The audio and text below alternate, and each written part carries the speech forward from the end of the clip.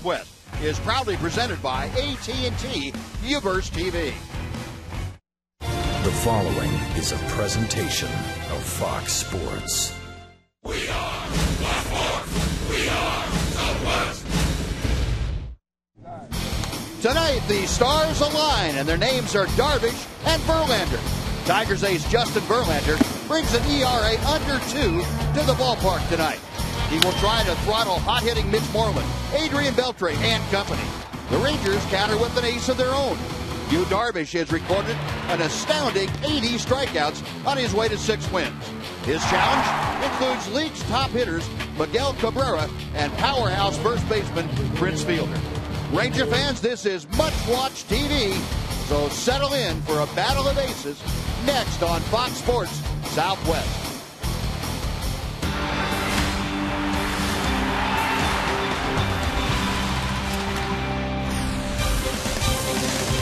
Well, Darvish Verlander says it all. Sit back, folks, and relax as we get ready for a premier pitching matchup. It's game 1 of this homestand, the Rangers and the Detroit Tigers, coming up next for you.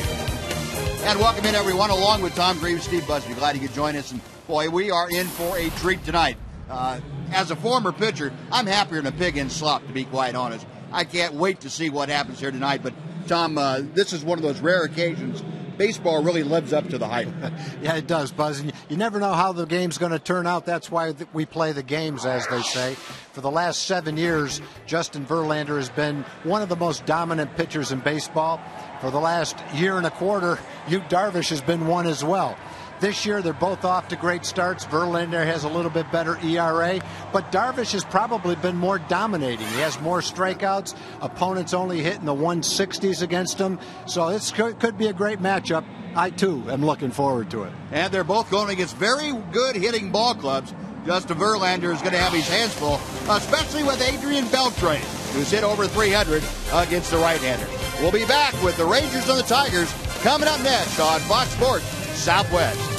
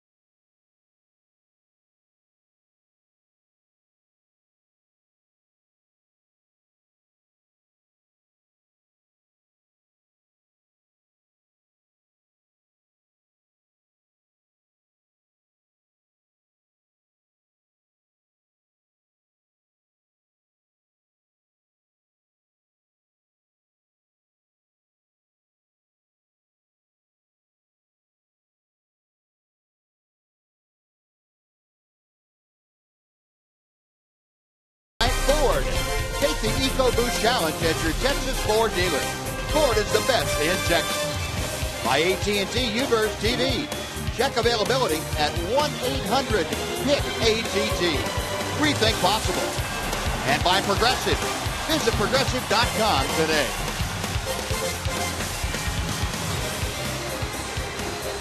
A warm and muggy night here at Rangers Ballpark in Arlington. But boy, the Rangers will tell you they're delighted to be back home, and the place has never looked any better as Yu Darvish takes the hill for his much anticipated matchup with Justin Verlander and the Detroit Tigers.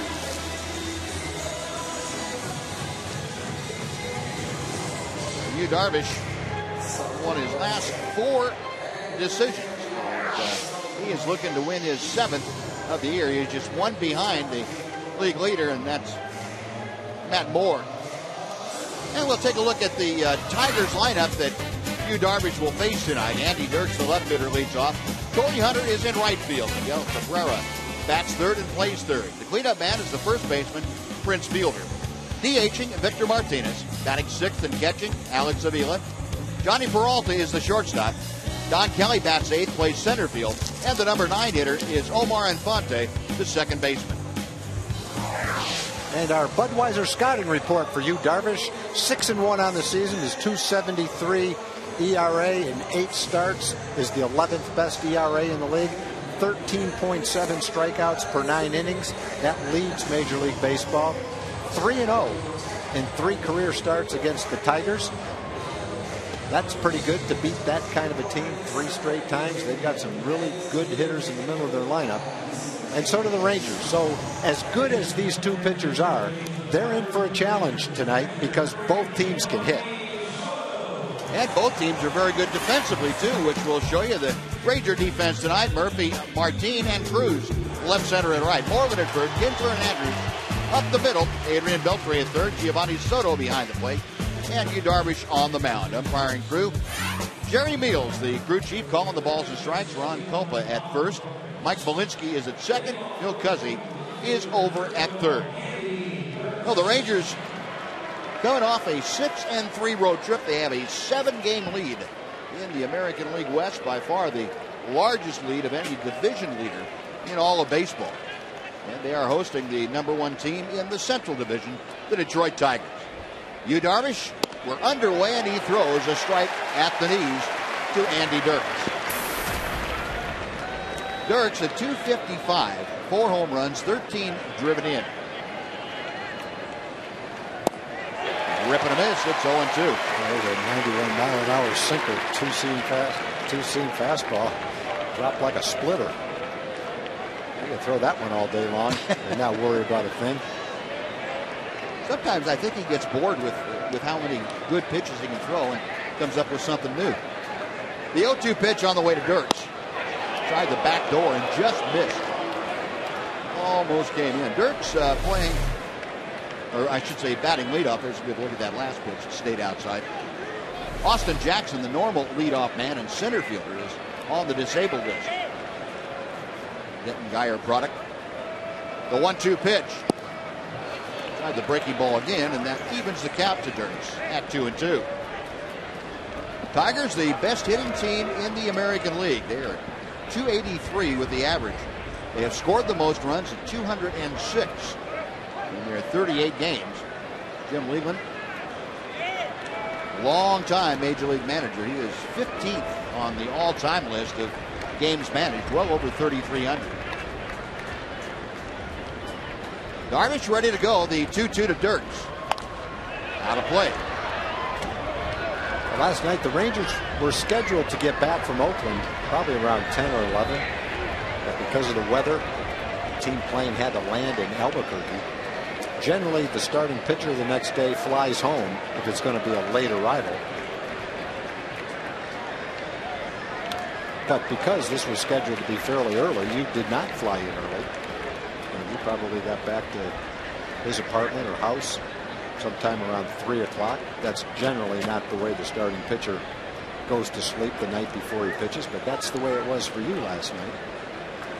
The other side of it is he's 26 years old, a big deal. There you go. There you go. Again, the 2-2. In the air, down the left field line, David Murphy toward the line. Wind pushing it ever so slightly that way, and just in fair territory. Murphy puts it away, and one gone. The ones that's really going to affect the old guys like you and me. Yep. Yeah, it's already had its. I hope it's full effect. I hope we don't have to pitch or play. We have to talk though for 3 hours, and that proves a challenge even when we're well rested. Yeah, so watch out tonight. Do not adjust your sets if it goes silent. There's nothing wrong with your set. It's us. Here's Torrey Hunter. North Texan up there, and Hunter, a big off-season acquisition by the Tigers. He takes a strike from Darvish. Torrey off to a great start. 325, 19 RBI. And he has faced Yu Darvish more than most of the Tigers. Got him on the fist and a pop-up behind home plate. Soto will come back to take a look, but that's 6 rows deep. 0-2 the count. There's Torrey with the Los Angeles Angels for the last several years, and had the chance to face Yu Darvish in all the matchups last year that Yu had against the Angels.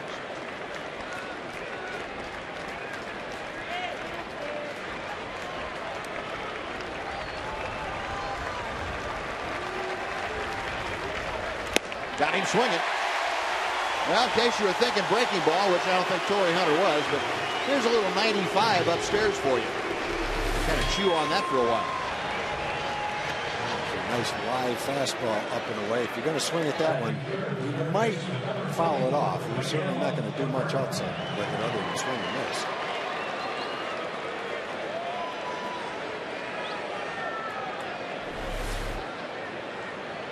A 2 up, 2 away. 1 a strikeout, 1 a fly ball. Here's Miguel Cabrera. Cabrera, last year's Triple Crown winner, and he pounds one to left field. Murphy is going back. At the track, he puts the brakes on and makes the catch. Oh, the 11-pitch inning, the Tigers are out in order. After half inning, the Rangers coming up. A scoreless game.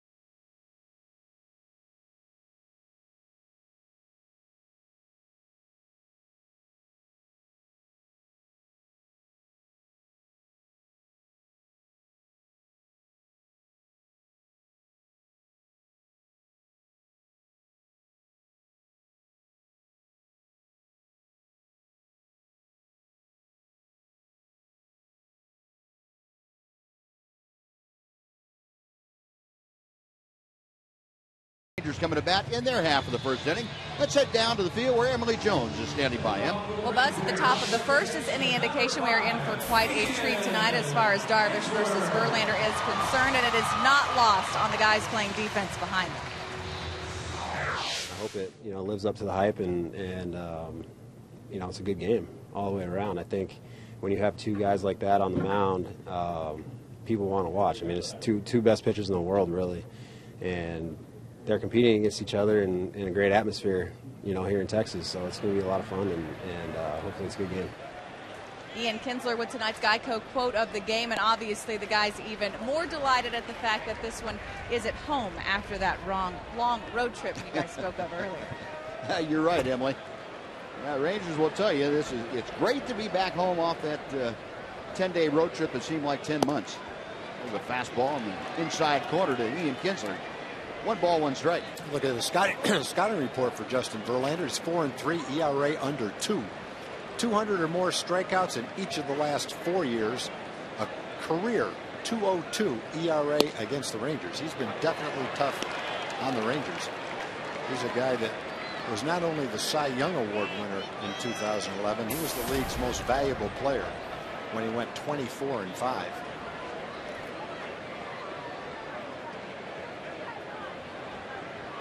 Verlander with the 1-2 pitch. Tried that breaking ball again. Couldn't get Ian to fish for it.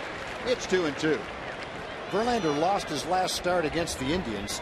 Threw 110 pitches in 5 innings. Walked 5 batters. Wasn't particularly sharp.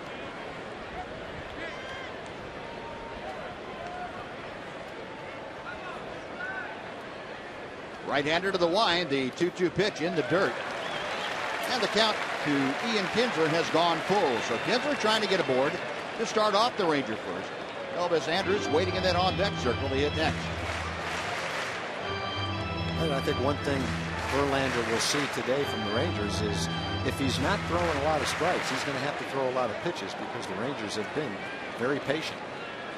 Payoff pitch is chopped foul at home plate. We'll come back and try it again. And like Darvish, he's got an assortment of pitches, maybe not quite the same assortment, but first batter of the game, 3-2 count. See a curveball. Doesn't always throw you the fastball. Tends to throw harder as the game goes on than he does in the first inning.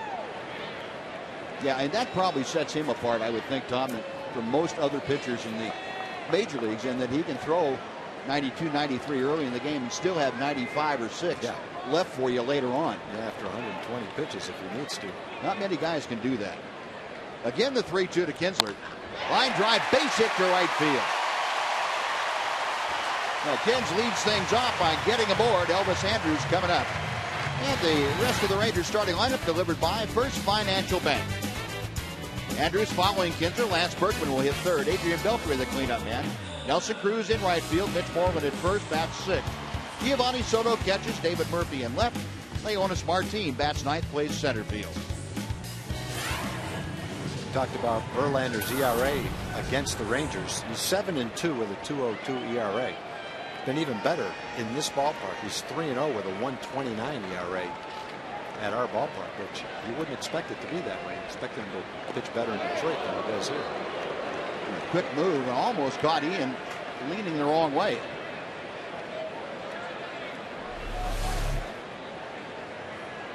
So Ian's reaction not real good. He might not have been looking directly at Verlander when Verlander made that move.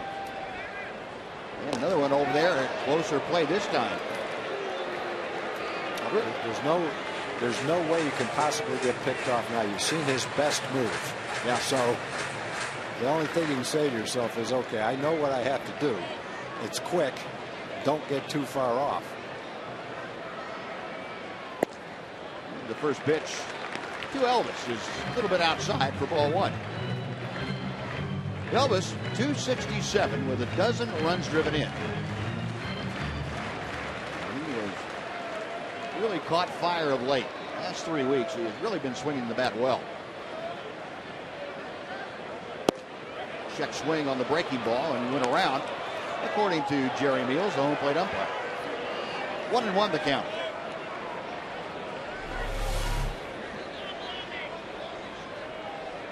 That's probably right at the line, maybe just a little bit past it.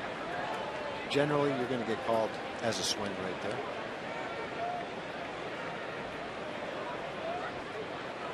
Elvis waiting as Verlander comes set. Check at first, the 1-1 pitch. And another good breaking ball. That's a slider to the outside corner. It's 1-2. That slider was a pretty good downward tilt to him. That separates a fair slider from an excellent slider. Little two-plane break, not just across, but down and across. Now the 1-2. Up the middle. By the dive of Infante into center. Kinsler around second will motor into third. And the Rangers playing first and third against Verlander here in the first inning. Ian had a 4-point landing over there at third base, almost face planted it into the bag. I took my eye off him. I didn't see what happened. Fans like it, though. I have to watch a replay to see what happened. I assume there was no throw. No. Therefore, he would stand up going into third. Let's check it out. Oh! Wow. Well, everybody's okay. He kind of stuck. His chest stuck on the dirt. His hands went behind him. And the only thing leading the way was his helmet. Man. I think he's going to have to see that one again. Yeah. I think that's going to bruise his ego all over again. That's okay. That's all right. He's on third with nobody out after a base hit against Justin Verlander. That's the bottom line. Rip and a miss by Burke. 0-1. This is real speed. Wow. The worst part is the throw went to second base. Yeah. He didn't really have to do that. But he's okay. Wash liked it. Yeah. Wash is smiling because Ian's okay. He wouldn't be smiling if he didn't get up. That changeup is a bit low. It's 1 ball, 1 strike to Lance Berkman. Berkman at 293. He has 20 RBI now. The Rangers, in the middle of their Ranger order, has really started to be productive. Matter of fact, from Ian Kinsler on down through Mitch Moreland, 1 through 6. They have started driving in runs in bunches. Got Kinsler at third, Andrus at first, nobody out in the first. Chopper to the right side, that's going to get the run home. The throw to second for 1, back to first, not in time. Berkman aboard on the fielder's choice, in to score is Kinsler. The Rangers take a 1-0 lead. Well, it was going to be a run no matter what with nobody out, but he chopped it, and it was a very difficult ball for Infante and Peralta to turn a double play on. So Lance will get the RBI. Rangers still have a man on base. Dirks led off the first inning against Darvish with a long at bat, but the next two guys went quickly, and you had a fairly tidy, quick first inning. Verlander has thrown 14 pitches to get 1 out here in the first inning. Now here's Adrian Beltre, a nemesis of sorts for Justin Verlander. Beltre, a lifetime 293 hitter. Those numbers include only the regular season. 293 includes the postseason too. On the inside corner, it's 1-1 to Beltre. The fourth pitch that Verlander will throw is changeup.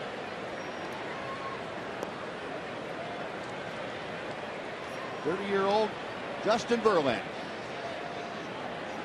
MVP and Cy Young a couple of years ago for the Tigers. He steps off to take a look at Berkman. 1-1 the count to Beltre.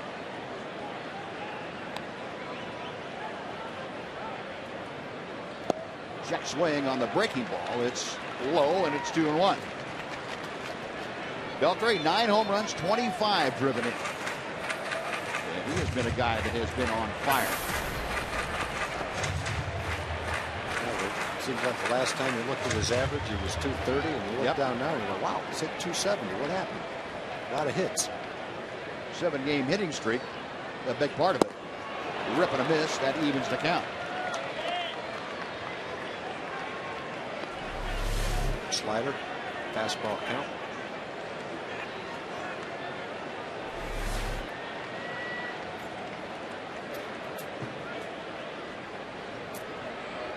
Some of those guys on the road this year. Double play ground ball out to short. Infante makes the turn, and that will do it for the Rangers. But they get a run on a couple of hits, nobody left. After 1, Rangers 1, Tigers nothing. Fox Sports Southwest.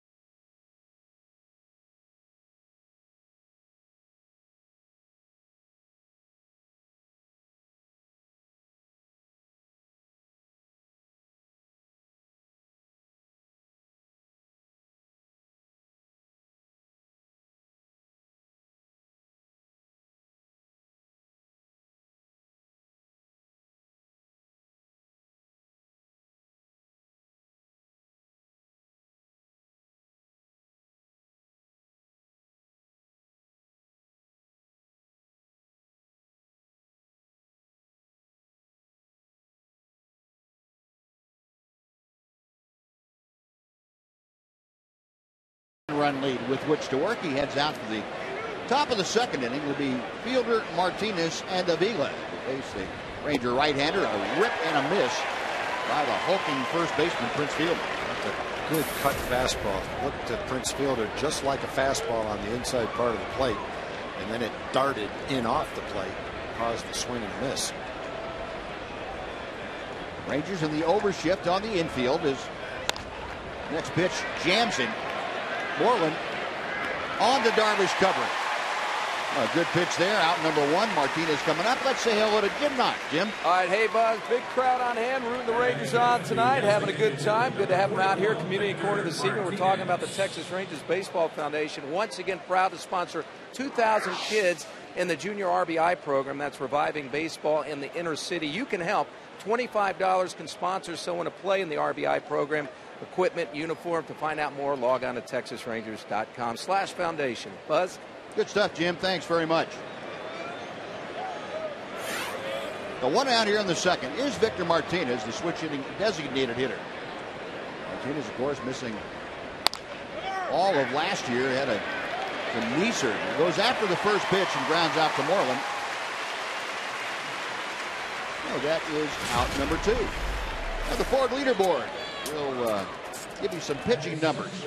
AL ranks for both Verlander and Darvish since the start of last year. In wins, Darvish is first, Verlander second. Strikeouts, first and third. Opponents average, first for Darvish, third for Verlander. Slugging, third and first. I'd say those guys have pretty much a monopoly on the top. I'd say you're probably over that period of time looking at the two best pitchers in the league. Yep. Yep, I don't think you're going to get any argument there. Darvish, first two batters back-to-back in the second inning. He had to cover first base. The good news is he's only thrown 14 pitches. Bad news is he's had to sprint to first base a couple of times.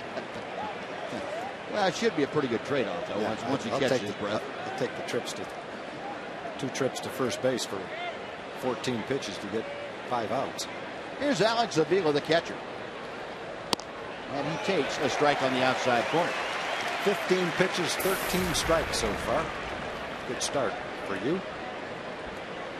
Avila having a tough time getting out of the blocks this year. That 184 average, very unlike Alex Avila. 4 home runs, 9 RBI. Left-handed hitting catcher for the Tigers.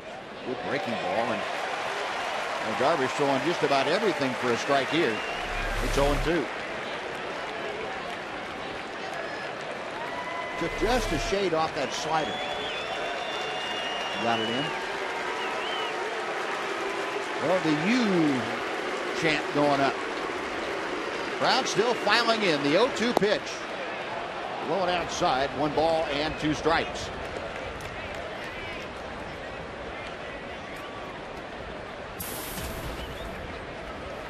Darvish came into the game with 80 strikeouts after 8 starts. That's the most after 8 starts since Kurt Schilling over 10 years ago.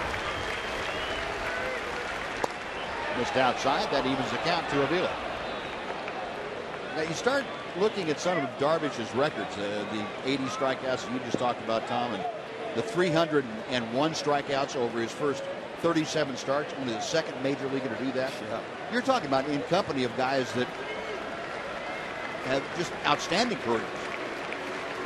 With Hall of Fame type careers. Now the 2-2 pitch. Out of play. The difference would be, if you want to, get technical, is Darvish was one of the best pitchers in the world before he ever got here. Right. And he was 25 years old when he got here. Dwight Gooden, the guy who has more strikeouts after 37 starts, was 19, 20, 21 years old when he did that. So that, there's a little bit of a difference, but if you want to nitpick anyway. Darvish okays the sign. The right-hander set. Puts up and off a curveball that time and kind of froze Avila, but it stayed just outside the strike zone. And the count has gone full. First time tonight that Darvish has had a three ball count on a hitter. Avila trying to get aboard with 2 outs. Johnny Peralta, the shortstop, would be next. 21st pitch of the night for you, Darvish. It's on the way. Breaking ball by the dive of Moreland into right field, a base hit. Well, Vila not fooled by that 3-2 breaking ball. Able to pull it in the hole to right. He's the first base runner against Darvish tonight. Johnny Peralta coming up. And he probably wants to throw a strike 3-2. He got a little bit of the play. Give Alex Avila some credit. Got a base hit. Hit the slider into right field. Just by Mitch. Well, Johnny Peralta, the shortstop, when he is off to another terrific year. 328. 3 home runs, 17 driven in. The guy who's hitting down in the bottom third of the Tiger order almost all the time. Takes that breaking ball that finds the outside corner. Darvish averages 107 pitches per start. One of his starts was in the upper 120s. Verlander averages 109 per start. Darvish has actually averaged a little bit more innings per start. They're up in the 6s.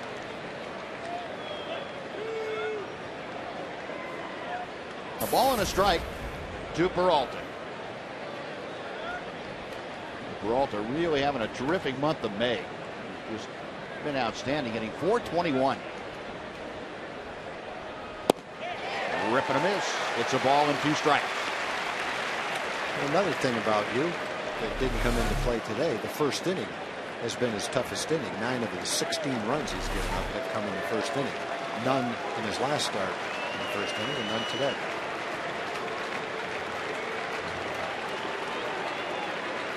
Darvish will look over his shoulder to Avila at first.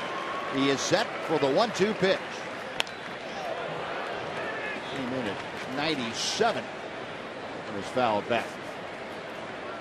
That's the kind of thing that Darvish can do to him. He doesn't throw that pitch very much. Maybe half a dozen times a game, but it always sticks in a hitter's mind. And not just the hitter at the plate. When he heats him up at 95, 96, 97 miles an hour, believe me, the other guys take notice. And that becomes a pitch you almost have to guard against. Again, the 1-2. 2-2.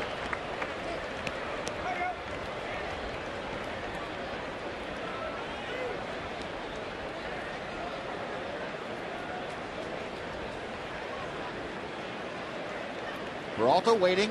Darvish nods in agreement and comes set. Got him swinging. Peralta didn't know whether to swing or sit down or whatever. And he just had a weak hack at it. 2 strikeouts for Darvish. No runs on a hit, 1 left. Fox Sports South.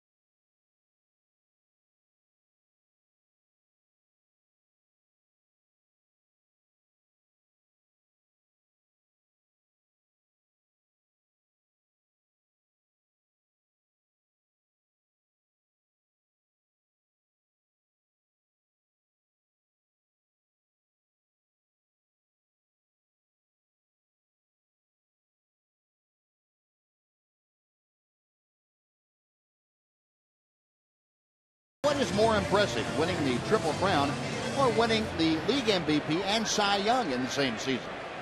I'd like your opinion on that. You can go to Twitter and cast your vote for either Triple Crown, that's hashtag FS Triple Crown, or hashtag FS MVP Cy Young. Boy, that's a tough one right there. Both of those are very rare.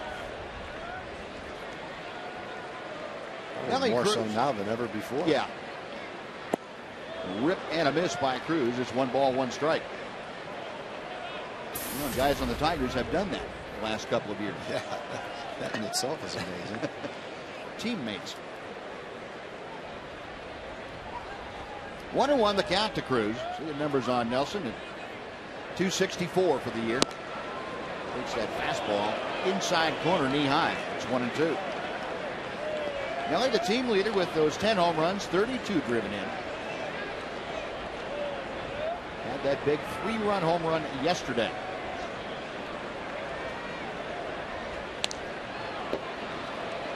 Still 1-2. There are the times it's happened, MVP and Cy Young in the same season. Verlander the last time I see. Eckersley did it in 92. Roger Clemens in 86. Willie Hernandez with the Tigers back in 84, and so on down the list. 3 of the last 6 to do that were closers. And he hung that curveball. Nelly almost waited on it long enough. And there's always a lot of discussion about that when a pitcher is named MVP. A lot of people on the baseball side of things feel that pitchers shouldn't be included in MVP voting. Yeah, I understand why people feel that way, but I feel just the opposite. If you have the kind of year Verlander had, how could any other player be more valuable than you were? Well, you know, in the context of, if you just go in the context of the best numbers put up over the course of a season for a player, it would be hard to include pitchers with everyday players. There's a swing and a miss, and Cruz gone on strikes as Verlander gets his first punch out. Well, people will say that the Cy Young, that's the pitcher's award, and the other award is for the hitters. But if it were player of the year, then that would be true. Yeah, that's what I mean. You know, maybe they should have a player of the year, a pitcher of the year, and a most valuable player. I don't know. But I would, given a vote, I would have had to give my vote to Verlander that year. Yeah, in the way that you know, the ballots are cast, at least as I understand it, by the writers. It's not who had the best numbers, who was the most valuable to their team. To his team. And you know, I don't see how that can't include pitchers. Moreland, a rifle shot up the middle, but back behind the bag at second is Peralta. And Mitch Moreland continues to sting the ball. Grounds out here to make the second out of the second inning. It's interesting to watch different teams and how they play Mitch. We saw after Mitch had hit a lot of balls to left field, the Oakland A's played him straight up. And after that series, I'm sure the Tigers scouted him during that season. The Tigers chose to put the shift on, and first pitch to Mitch, the shift takes a base hit away from him. So 2 gone. Here is Giovanni Soto. Hope they put the shift on. Key part of the ball game, and watch Mitch drive one in right through the shortstop hole to drive in a big run. Verlander back to the plate. That's the inside corner with a strike. Soto now started 8 of his last 10 ball games. He's just 1 for his last 19 trips to the plate, though. He's gotten into a bit of an offensive funk. Takes the breaking ball for a strike. It's 1-2. But Giovanni, like most catchers would tell you, the offense, you'd like for it to be there, but his main task is taking care of the pitching staff. And that breaking ball just missed. It's 2-2.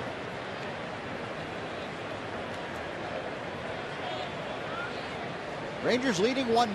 They have out-hit the Tigers tonight 2-1. Verlander back to the plate. And a high fly ball to right center field. That's not going to carry too far here tonight. Dirks, or Kelly, I should say, the center fielder over to make it. And it's a 1-2-3 inning for Verlander and the Tigers. Rangers out in order. We're going to the third. Rangers 1, Tigers 0. Fox Sports Southwest.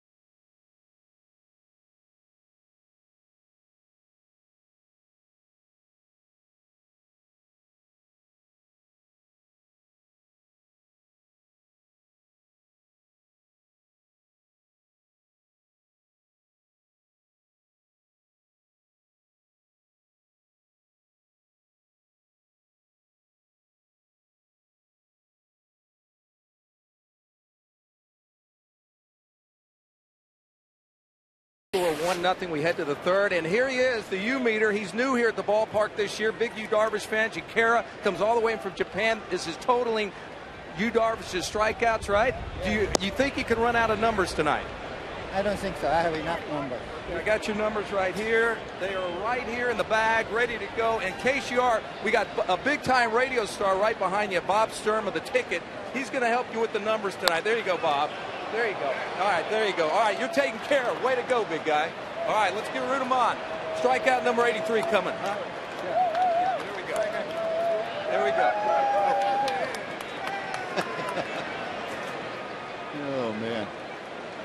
Well, while Jim was trying to get the numbers straightened out down there, Yu Darvish gave up a long foul ball. So it's 1 ball and 1 strike to Don Kelly, the center fielder. And the slow breaking ball stays outside and high. 2-1. Kelly, a 208 hitter. No home runs. A couple driven in. You wouldn't know he had no home runs the way he pulled that foul ball. That thing went in the second deck in a hurry. Darvish back to the plate. Up and in, 3-1.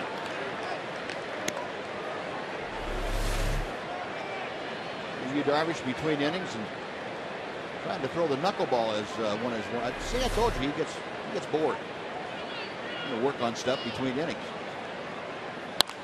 That ball's hammered to right field. Cruz is back. That's not going to stay in the ballpark. Gone. First home run for Don Kelly. Threw him the same pitch that he pulled 400 feet foul. Don Kelly's first home run of the year, and ties the ball game up at 1 apiece. A slider or a cut fastball inside part of the plate. Same pitch he threw him that he pulled way foul. That one got a little too much of the plate.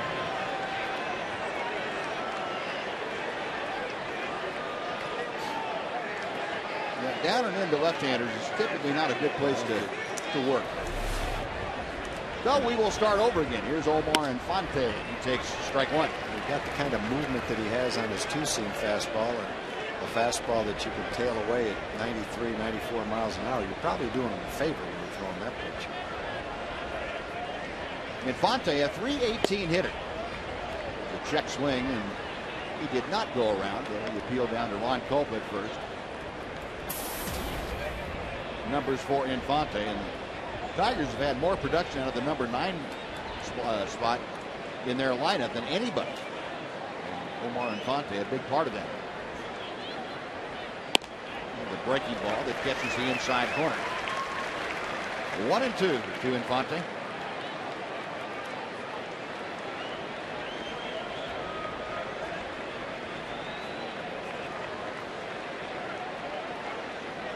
Darvish okays the sign, the right-hander. Comes back to the plate. Fastball up the middle into center field, a base hit. Infante turning around that 96-mile-an-hour fastball. Back-to-back hits, one leaving the yard, and Infante is leaving the infield. Yeah, Infante's hitting the ball pretty well for a ninth-place hitter. He's hitting .320. He gets a fastball and had some velocity on it, but again, it's right in the center square, right down the middle of the plate. He had a nice swing at that ball. Infante's hit 3 home runs. Well, now back to the top of the order. Andy Dirks, who flied out to left field in the first inning, is up there. Infante with pretty good speed at first. And a rip and a miss by Dirks.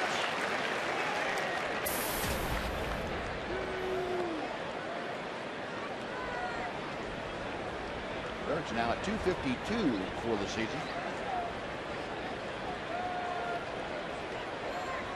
Rangers a double play depth up the middle. Andrus and Kinsler a step or so around to the right side for the left-handed hitting Dirks. Good shot of the infield alignment. Outfield shading him slightly the opposite way. Base hit to right field. Cruz will play the second hop. Checking into second is Omar Infante. So 3 straight hits. Greet Yu Darvish here in the 3rd inning. Yeah, all of them well hit too.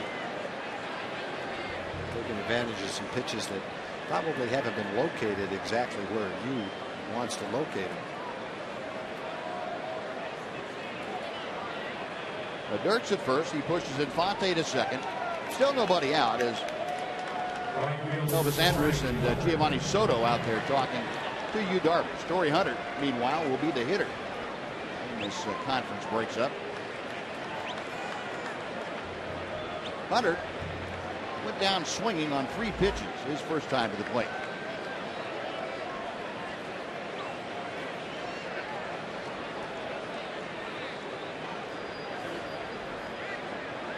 Torrey taking his time getting in the box. Now he is in there and ready to work. Infante, the lead from second at the bottom of your screen. Ball 1 in the dirt. Nice stop by Giovanni Soto. So a 1-1 game.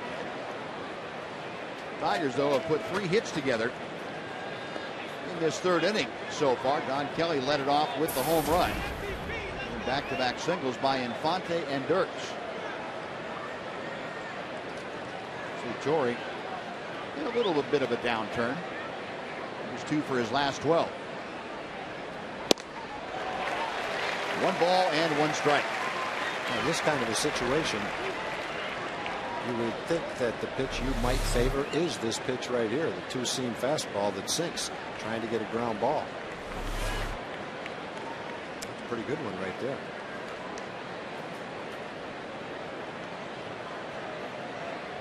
Darvish reading the signs from Soto.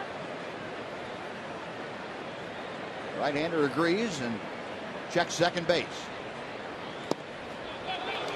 There goes Infante to third. The throw is late.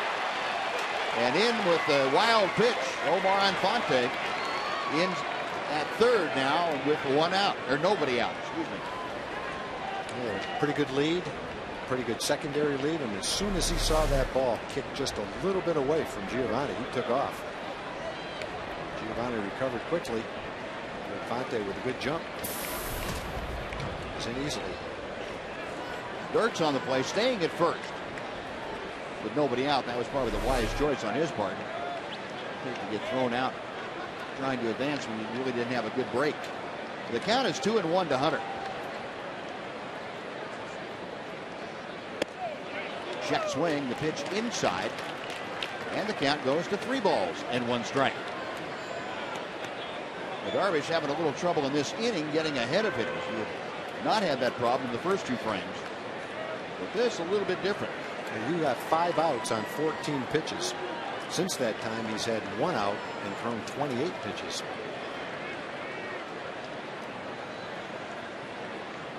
Now the 3-1 pitch. In the air to right field. That's hit pretty well toward the corner. Long run for Cruz. He makes the catch. Infante tags at third. Will come in to score. A long sacrifice fly by Torrey Hunter, and the Tigers have a 2-1 lead. Torrey Hunter drives in his 20th run of the year.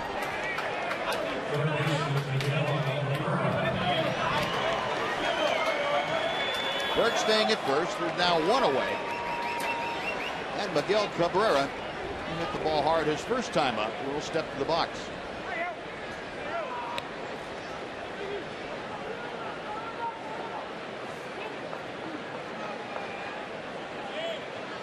Cabrera 8 home runs, 41 RBI this year.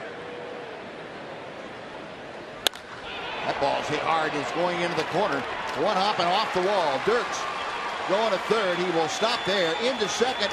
Cabrera with a slide. And well, that has been a laser beam off the bat of Cabrera to get in a double. Ball just not being hit softly in this inning off of Yu Darvish. All 4 hits have been hit right on the good part of the bat, that's for sure. Cabrera both times up, jumping on the first pitch he sees. The pitch, you know, the ball's sinking down and in, but the guy's a good hitter, boy. Came into the game hitting .369.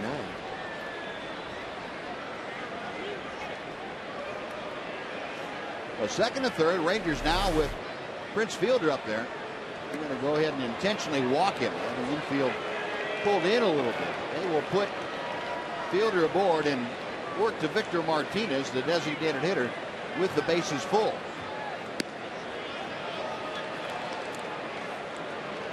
Well, Fielder, who grounded out to first base his first time up, will get the intentional walk. He is among the league leaders in walks.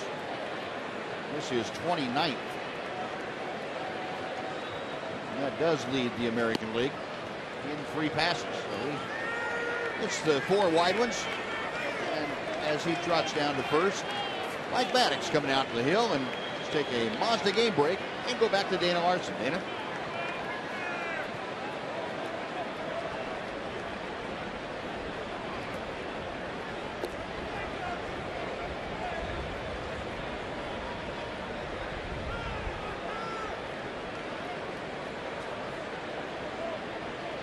All right, Dana, thank you. Mike Maddox, a quick visit to the mound. Left Yu Darvish and Giovanni Soto to sort a few extra things out. Well, the bases are full after the intentional pass to Prince Fielder, and Victor Martinez, who also grounded out to first in the second inning, will step in. Victor Martinez, a couple of grand slams in his career.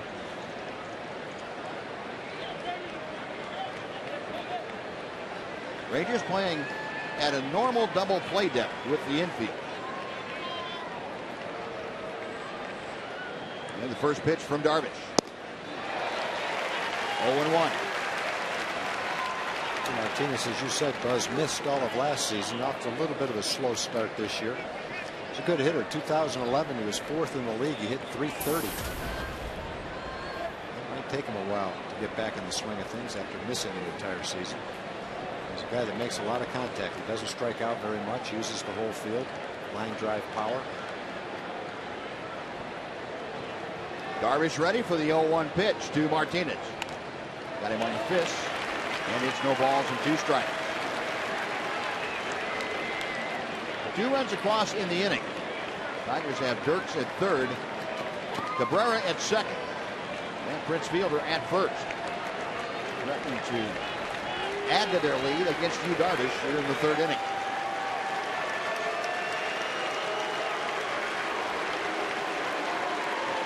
And again, the U's are in evidence here at Rangers Ballpark.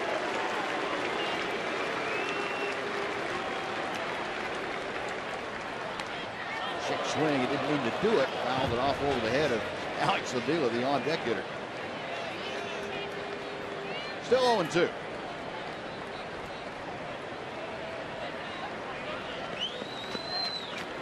Martinez coming off a tough homestand. The Tigers were just finished up at Comerica Park, and Martinez just 4 for 24 in those ball games at home. Darvish in a tough spot here. A little looper into foul territory, and that's going to fall untouched. We'll try it again at no balls, 2 strikes. Yeah, the one thing you have to be very careful of in a situation like this with the infield kind of creeping in a little bit with double play depth is throwing too many pitches inside that are hittable. You jam a guy, you might make a great pitch, and you might hit a little flare that can get over a drawn-in infielder, an infielder at double play depth.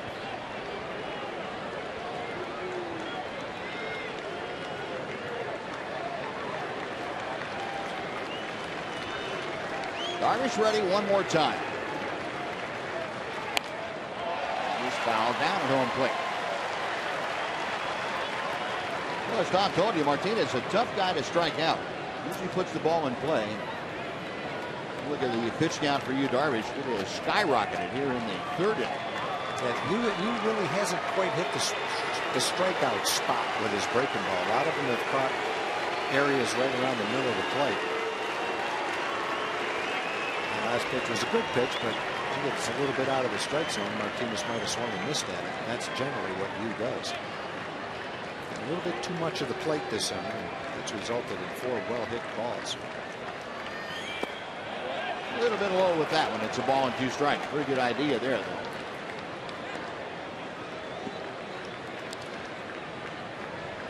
Tigers have scored more runs than any team in the American League. The Rangers are 6th.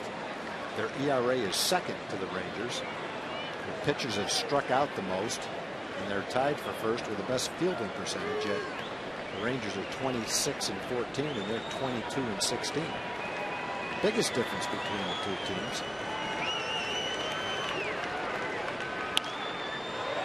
is the difference in one-run games. The Rangers are 9-2 in one-run games. The Tigers are 2-5. The Tigers had some issues with their closer early in the season. They brought back Jose Valverde. That's helped them recently. You see a lot of those pitches right around the middle of the plate. I mean, Martinez hasn't done anything with them. He's got quality stuff, but to get the strikeouts and make the pitches he wants, those pitches need to be now where the first pitch is, a little bit out of the strike zone. And this will be the 8th pitch that's at bat, and the count is 1-2. That's a little bit unusual. It's on the way. Out of play. Oh, that pitch is catching a lot of the plate. See a little shake of the head by Yu Darvish. Almost as if to say, well, what do I have to do to either get him to put one in play at somebody or have him swing and miss? Just have to get one a little bit tougher to hit. A little bit more on the corner, a little bit out of the strike zone.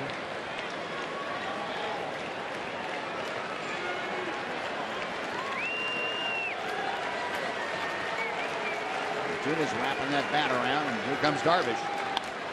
And another foul ball.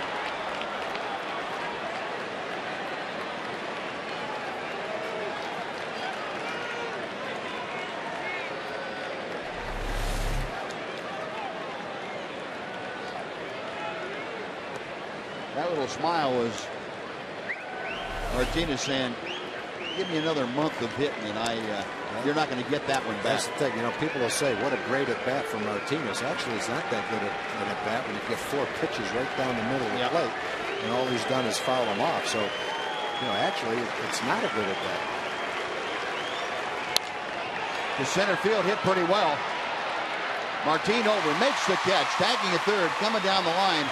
Andy Dirks, he will score standing. And second sacrifice fly in this inning. It makes it a 3-1 Detroit lead. And Martinez finally getting one that he could put in play, and he did so with authority for the sacrifice fly. And it scores his 18th or 19th RBI of the year.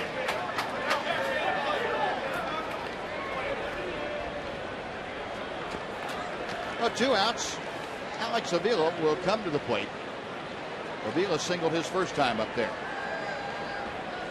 A long inning for Yu Darvish, and he's really got to get Avila here to prevent any further damage. You don't want to fall behind with Justin Verlander on the hill any further than they are right now at 3-1.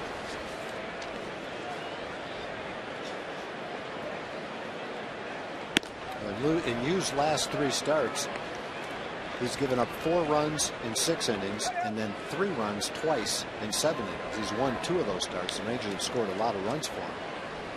And generally those runs have come fairly early in the game, and he's settled down and pitched well. And that's what he'll try to do today. Give up these 3 and then battle through 3 or 4 more innings. Give the Ranger hitters a chance to go back to work.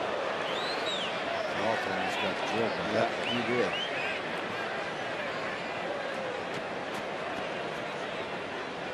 Peralta reacted after the ball was coming back off the screen. He didn't see it in time. You're only about 40 feet from home plate right there where the on-deck circle is. And if that ball squirts off at the angle that will take it straight to you, look out. A ball and a strike to count. Darvish a check of second. 1-2. In front of the changeup.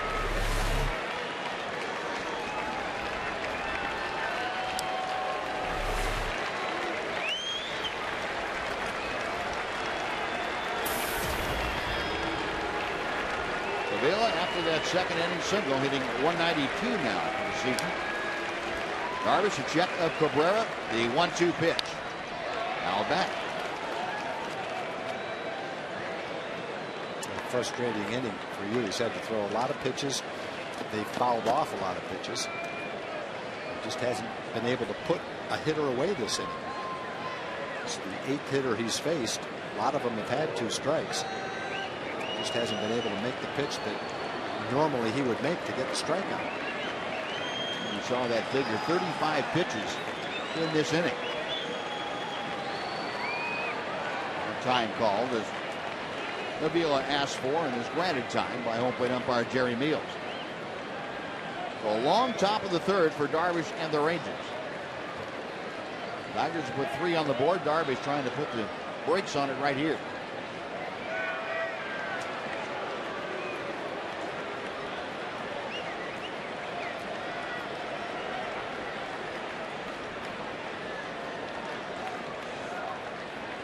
Now everybody's set. And the 1-2 pitch. Popped him up. Shallow left field. Going out Elvis Andrus. Being called off by David Murphy, and Murph puts it away. That'll do it. Well, the Tigers score 3 times. They strand 2. We're going to the bottom of the third. 3-1 Detroit.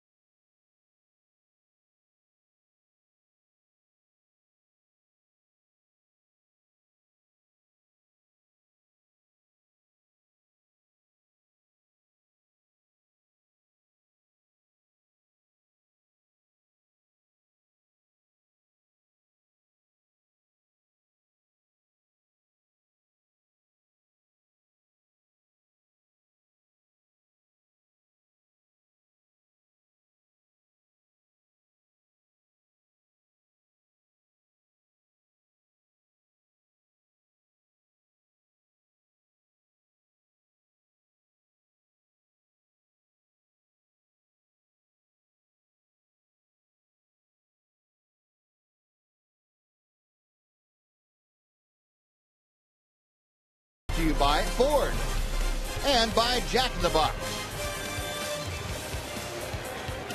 The Rangers have to put it in comeback mode now against Justin Verlander. Trailing 3-1, David Murphy, the number 8 hitter, leads things off and takes ball 1 from Verlander. Murphy at 205 with the average.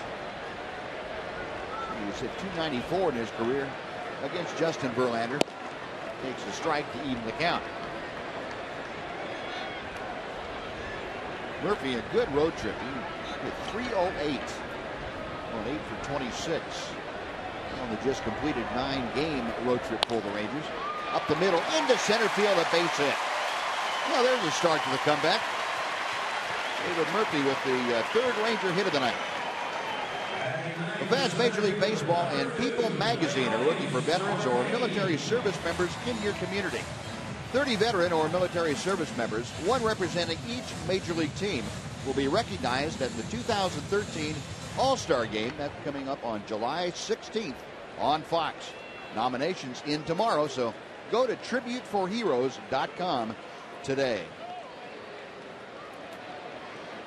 Murphy at first, nobody out here in the Ranger third inning. Leonis Martin is the hitter as Verlander goes to work on Murphy at first base. We've been talking about how Darvish and Verlander compare over the last year and first part of this year. If you go back the year before that, Verlander leads the American League in all 3 major categories: wins, ERA, strikeouts. Some guys have the reputation of being the best. He has the reputation and the numbers that go right along with it. Yeah, I don't think you get much argument about the best right-hander anyway in the last several years in the American League. There's some good ones too. Yeah, there are. Felix Hernandez is, is a good one. You mentioned him in the same breath for sure. Tough to argue with Verlander. He's got a little. He doesn't have 7 or 8 pitches maybe like Darvish, but he's got 4 above average pitches: fastball, slider, curveball, and changeup. The thing that you said to Emily in the pregame show, both of these guys, Verlander for 8 years, very competitive. Boy. Leonis Martin to center field, a base hit. Murphy around second, headed to third. The throw is cut off. And just like in the first inning, the Rangers playing first and third here in the third. Well, Verlander threw him a couple of changeups.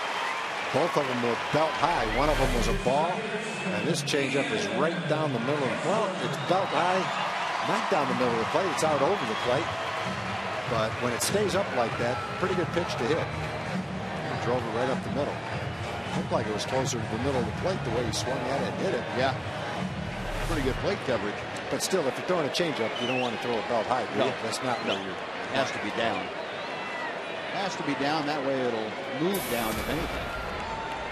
So runners at first and third. Nobody out. Here's Ian Kinsler, who opened up the game by singling to right field. And he takes a strike from Verlander. Verlander first and third, no outs. It's not surprising that he reached back and fired that last pitch 96 miles an hour. Doesn't always wait till the 7th or 8th inning to tune it up. If he can cruise along at 91 to 93, he'll do it. Yep. If he gets in trouble, he might break out a little more. Breaking ball, 1-1. Yeah, and all of a sudden that breaking ball too has a few more teeth on it. A more sense of urgency right now. Well, Ian, with that first inning single, extended his hitting streak in home games now to 8 straight. He's got Murphy at third, Martin at first. There goes Martin. The pitch is taken. The throw to second, not in time. In with the stolen base, Leonis Martin. That's big. That takes away a double play possibility. 3-1 ball game early in the game. Tigers in the middle infield for sure will play the infield back. Perfect play right here is to hit a ground ball to second base, score a run, and move the guy from second to third with 1 out. Try to hit the ball the other way. And you saw the jump that Martin got against Verlander. If you can read him, meaning Verlander, you can get a pretty good jump. Base stealers can anyway, because he doesn't change his leg lift. He'll use the higher leg lift. 2 hard parts about a stolen base. First of all, getting on base. And secondly, reading that move. The 1-2 pitch to Ian. Pulled foul outside third. Got him on the fist. And we'll come back and try it again. A couple of birthdays to mention. Timothy Griffith from Denison is 88. His wife Vivian was 88 last week. And in July, they will have been married for 70 years. Wow. Alice Long from Abilene, 90 years old today. And Willie and Brenda Passmore celebrating their 50th wedding anniversary. In addition to birthdays, we will talk about wedding anniversaries as long as it has the number 50 or more in front. Okay. Hit by a pitch. That slipped out of Verlander's hand, and Ian will take that. I think if I'm down 1-2 to Verlander, yeah, I'll take a soft curveball off the shoulder. So the hit batter loads him up with nobody out. Trying to break off that curveball, maybe go for the strikeout. Instead, it slipped out of his hand, hit Ian right in the eye of Kinsler.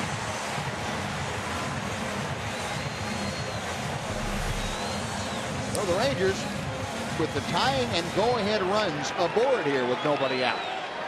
You got Murphy at third, Martin at second, Kinsler at first. Elvis Andrus, who had a base hit to center in the first inning, is at the plate. Verlander will work from the stretch with the bases full. Oh, a good rip at that first pitch fastball at 98 miles an hour. Well, if 96 didn't get it done, he's going to tune it up to 98. And there may be one or two more MPHs in there too.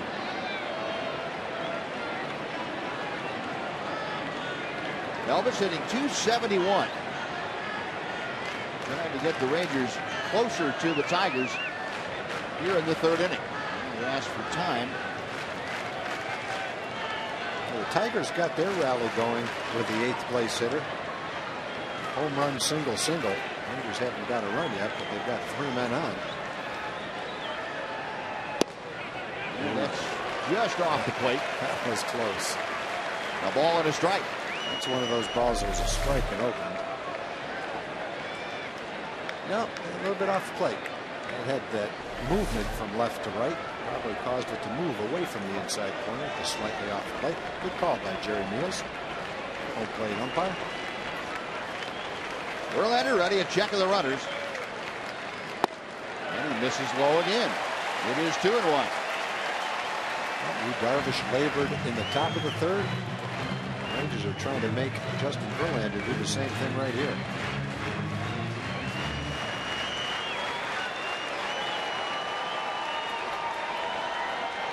Murphy away from third, Martin from second, Kinsler from first. 2-1 pitch, breaking ball, and he laid off it. It's 3 balls and a strike. One thing you get in this kind of a game, Buzz, the hitters are very well aware of who's on the mound, and they elevate their concentration in their game to a different level too. Yep. And so you catch 2 pitchers, 2 great pitchers that might not have their best stuff, and the hitters can make it tough on them, boy. 3-1 the count. Outside ball 4. Verlander has walked in a run. Murphy will score. Elvis Andrus, the bases loaded walk. It's a 3-2 Tiger lead.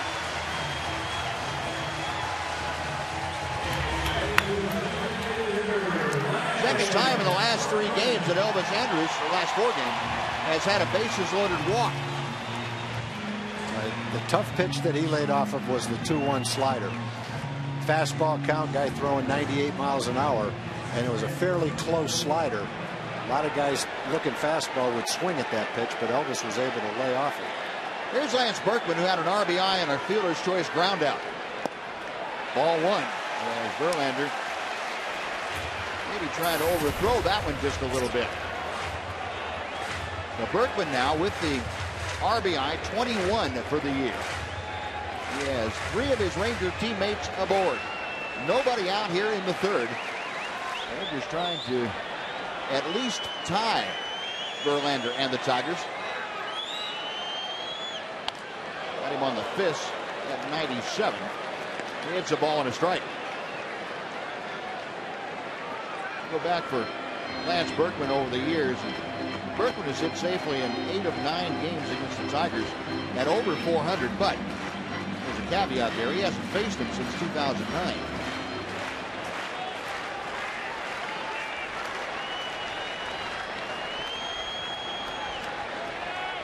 Reveal it. Flashing the signs out, and Berkman backs out of the batter's box. 1-1 the count. Bases loaded, nobody out here in the Ranger third inning. High, 2-1. We talked about Verlander's last start.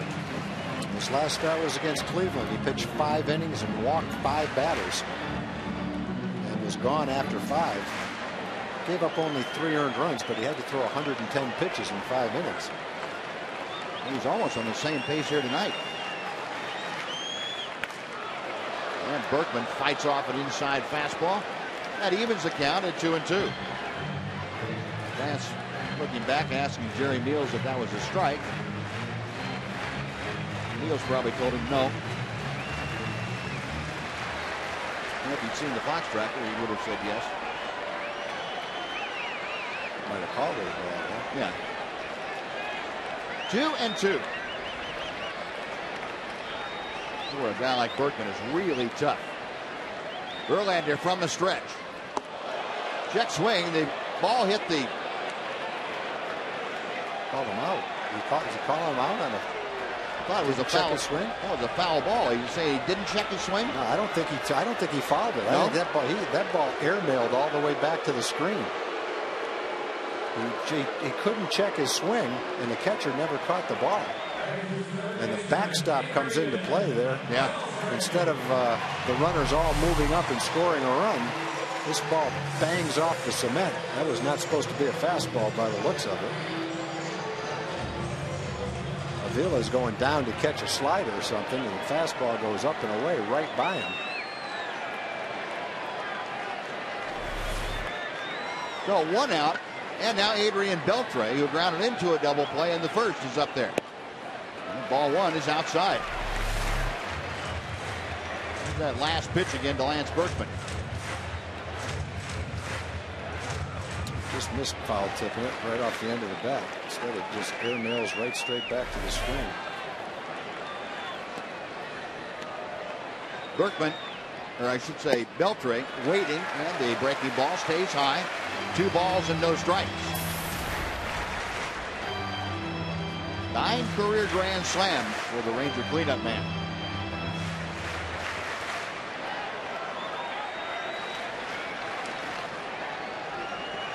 Verlander ready to work. The 2-0. Way outside. 3 balls and no strikes. Well, you remember on Tuesday night in Oakland, 10th inning, Adrian Beltre at the plate, 3-0 count. Chris Resock, fastball, gone. Well, I'd do the same thing right here. I would too. You throw him a fastball down the middle of the plate, go for it. The 3-0 pitch. High ball 4, and the tying run will come down the line from third. Leonis Martin scores. The bases are still loaded. Adrian Beltre with his 26th RBI of the year. I don't know how many times Verlander has done that in an inning. Walked 2 guys with the bases loaded. But he got away with one to Lance. Number 1, he crossed up the catcher, didn't throw the pitch the catcher called. And then Lance was unable to check his swing on a fastball that was well out of the strike zone. Now Jeff Jones, the pitching coach, out to just give Verlander a little break. So 2 hits, 2 walks, and a hit batter in the inning. Rangers have tied the game. They still have the bases full and only 1 out. Jaron Downs is going to start warming up in the bullpen. It's another thing you don't see very often with Darvish or Verlander. Someone warming up in the 3rd inning. A rip and a miss. That pitch is staying up. And the slider.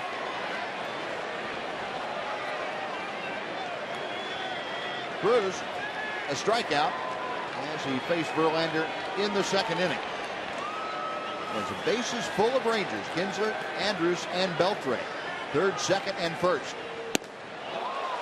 And he's down on the count now, 0-2, as Verlander followed up the slider with 97-mile-an-hour high octane. 3rd inning has been difficult for both the starters. Darvish had to use 36 pitches. Verlander has thrown 27. And he only has 1 out. 0-2 pitch. We'll try it again. 99 miles an hour. Verlander, the tougher it gets, the harder he's throwing it. Yeah. I guess that can work against you, can it? You can. get so pumped up, you're just airing it out. You end up walking 2 guys. Yeah, it can. Although he pretty well keeps it under control most of the time. Tonight is not exactly a typical Verlander or Darvish game. Inside and low. 1 ball and 2 strikes to Cruz.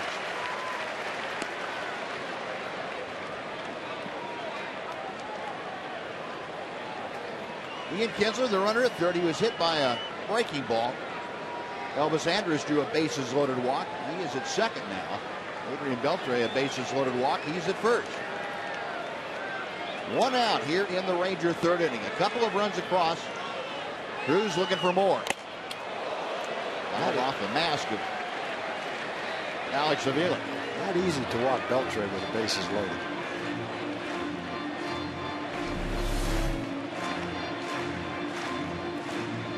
Boy, there's a hanger.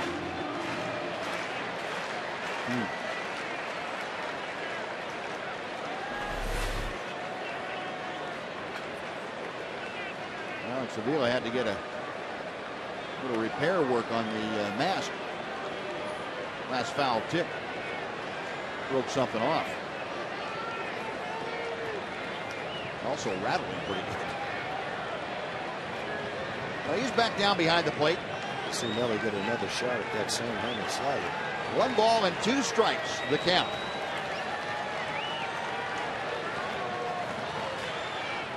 Got him swinging.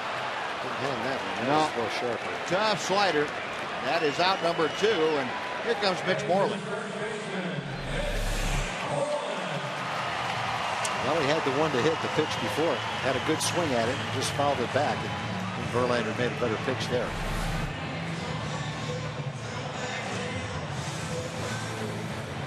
Moreland hit the ball really hard his first time up, but grounded out to shortstop. Here's where you want to roll one right straight at shortstop in the left field for 2 runs. See Peralta, the shortstop, shading well up the middle. And a strike on the outside corner, like the straight changeup from Verlander. It's 0-1. 32 pitches now in the inning for Verlander.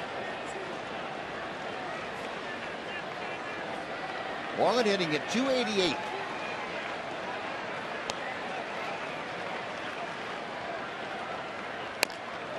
Got him on the fist. And the count moves to 0-2.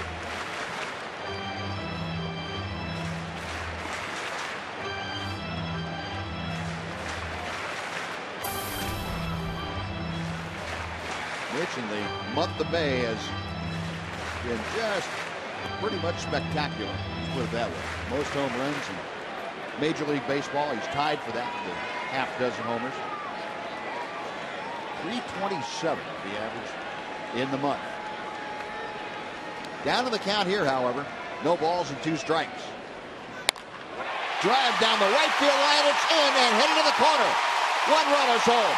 Here comes Elvis Beltre being waved around third. Now the stop sign put up. But it's a 2-run double for Mitch Moreland, and the Rangers lead 5-3. I'm sure Verlander would say right now that that's the worst pitch he's thrown tonight. He's got the bases loaded. He gets 2 quick strikes on Moreland. And then instead of making the pitch he wants to, he throws a slider right down the middle of the plate. And Mitch rips it right down the right field line. And of any Ranger hitter right now, he's the one you can't throw that pitch to. You're right. A lot of guys are going to hit it, but no one's going to hit it better than Mitch right now. He's hot, and he's taking advantage of that hanging slider and ripped it to right field. So both pitchers have hit the middle of the plate a little more often than they're probably normally accustomed to against teams with hitters that they're not normally accustomed to facing every day either. And Giovanni Soto is swinging a miss on the first pitch from Verlander. Verlander backing up on the double by Moreland. Actually, the way Moreland's swinging the bat, Verlander's lucky he got to throw that ball again. Yeah, that could very easily have been in the seats the way that Mitch is swinging it. Breaking ball outside, and Soto leads on it. It's 1 ball and 1 strike. Giovanni, a fly ball to center his first time up. The Rangers have answered the 3 Tiger runs with 4 of their own here in the 3rd inning. They lead 5-3. The 1-1 pitch in the dirt, and a nice stop by Avila as Adrian Beltre didn't really see where that ball was right away. I'm glad he made the choice to go back to third.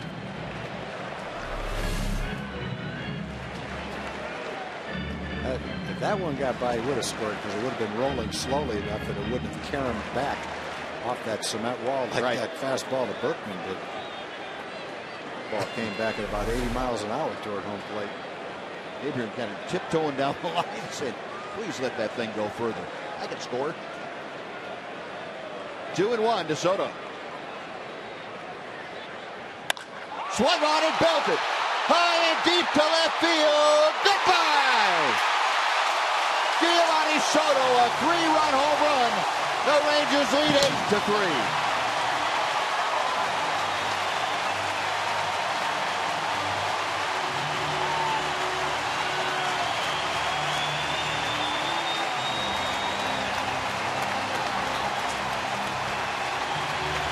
just a case of Verlander is completely out of gas right now, starting to hang his breaking ball. And that's going to be it for him after 3 2/3. So Darvish struggled, but he figured a way to get out of it. Verlander struggled, and he couldn't get out of it.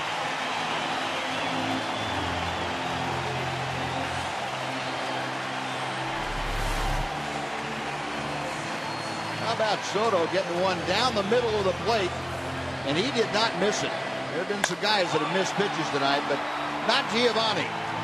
So the pitching change underway as you watch that ball leave the park. And we will take a break. Be back right after this on Fox Sports Southwest.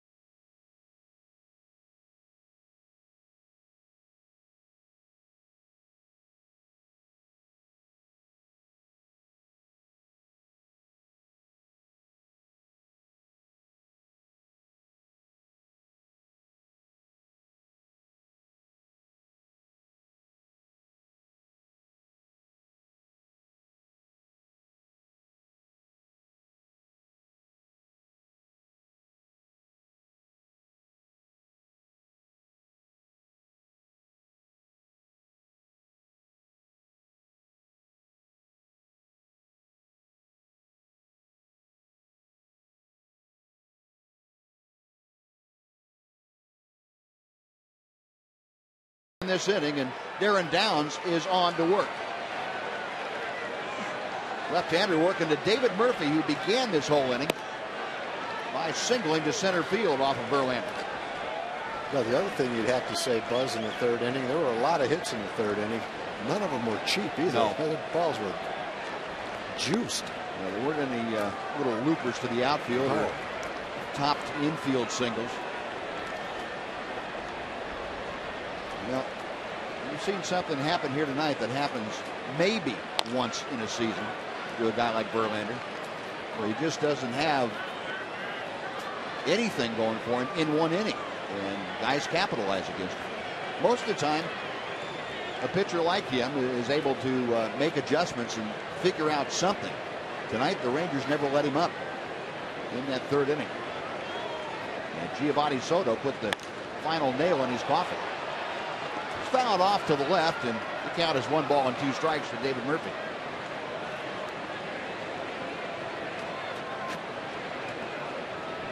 Well, Verlander's career ERA in this ballpark was 1.29. That's going to go up a little bit. Yeah, Murphy, a good rip at that high pitch from Downs.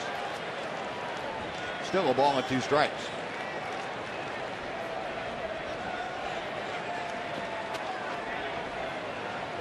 Murphy, after that single, hitting .211 for the year. Lays off the breaking ball. It's 2-2.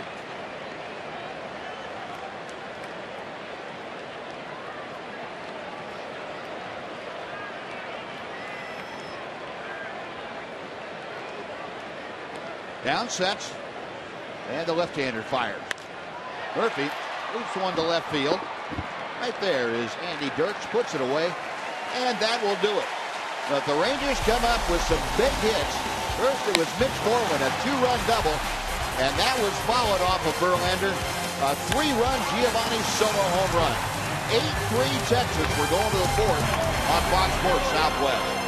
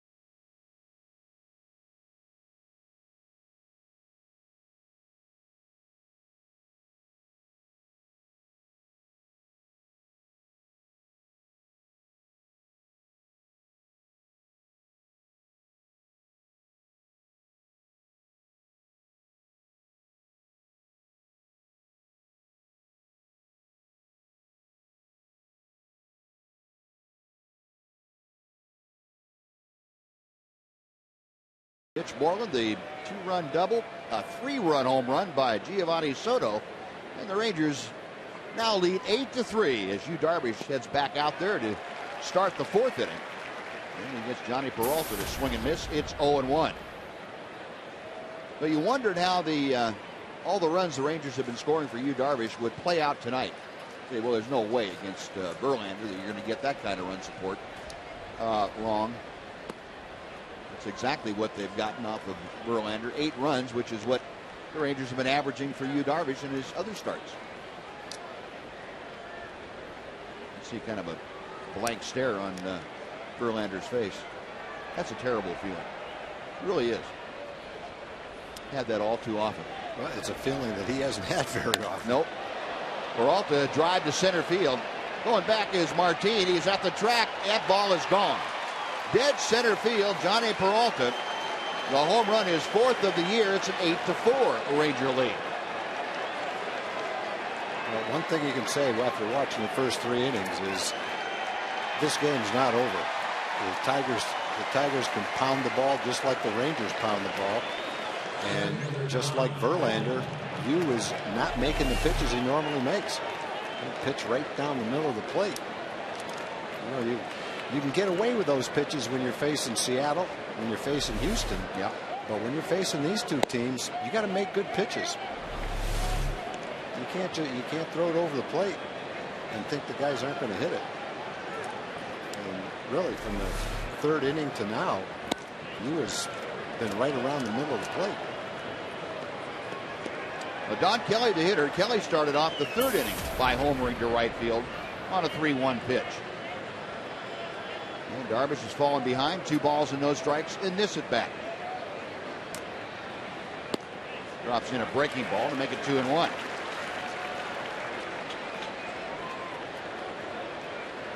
Darvish has given up 6 hits. 2 of them have left the ballpark. Trying to figure out something here. And he gets Kelly kind of a weak swing on that slower breaking ball. I think that's one he wanted to throw to Kelly when he hit the home run. Something down and out of the strike zone. Threw a couple to Kelly in that first at bat. He pulled one foul 400 feet, then hit the next one right out of the ballpark. The 2-2 pitch.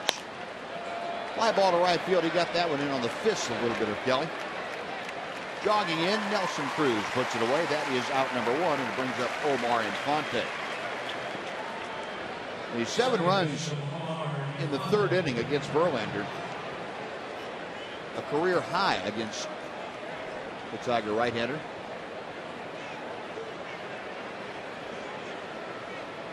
In an unusual way, too. You mentioned he had the walks last time out, Tom, and you just don't see Verlander with 2 walks and a hit batter and an inning like that and then give it up, and he did. Well, in that inning, he had Ian, no balls and 2 strikes. Might have been 1 and 2, and hit him with a pitch. Right. He had Mitch 0-2, and grooved him a slider, and Mitch hit a bases loaded double off him. Pitch to Soto was a good fastball as far as velocity goes, but it was right down the middle of the plate. Rip and a miss by Infante. No balls and 2 strikes to count. Omar a single his first time to the plate. Sorry, Tom. I was just going to say, Buzz, it'll be interesting to see if you can find the formula today. You know, you talked about a lot of options and the different ways he can go. Will he find the formula that he can throw up for strikes? Maybe that's it. Maybe more off-speed pitches, better location. That works for him to get through the ball game. Well, and I think the better location you just mentioned is what he has to go to. You got to worry about, you know, keeping the breaking ball down, making the good fastball pitch down and on the outer half of the plate instead of in the middle of the plate. We've seen it time and time again. It really doesn't matter what you throw. If it's in the middle of the plate, people are going to turn on it. Especially the hitters on these teams. Yeah. We're talking about Torrey Hunter's 10th in the league in hitting, Cabrera's 2nd, Peralta's 9th. Fielders up in home runs and RBIs. And then they got a flight.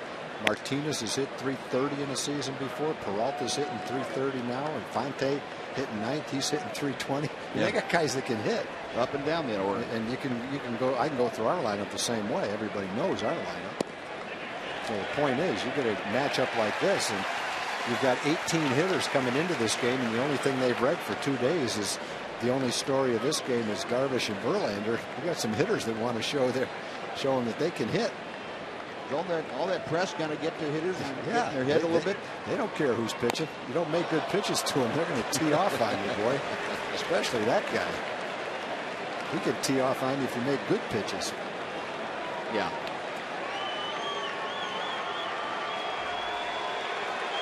Jeff Jones talking with Justin Verlander, still trying to figure something out. 1 ball and 2 strikes to count to Andy Dirks. Base is empty. 2 away. A run across here in the 4th. Rangers leading by 4. It's 8-4 Texas.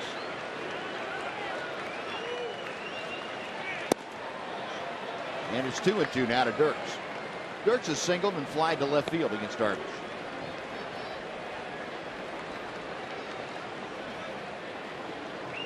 He's getting ready to throw his 79th pitch of the night.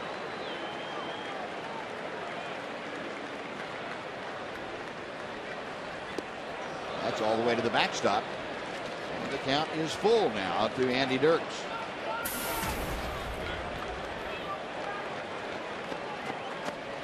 If Dirks gets aboard, he's asking for some problems now because Torrey Hunter, who has seen Darvish twice tonight, starting to get him zeroed in a little bit. He's waiting in the on-deck circle. He'd rather him lead off the next inning. Payoff pitch. Strike 3 call. Dirks looking for ball 4. Instead, he got strike 3. A run on the leadoff home run by Peralta, but then Darvish strikes out a pair. Bottom of the 4th coming up. Rangers by 4.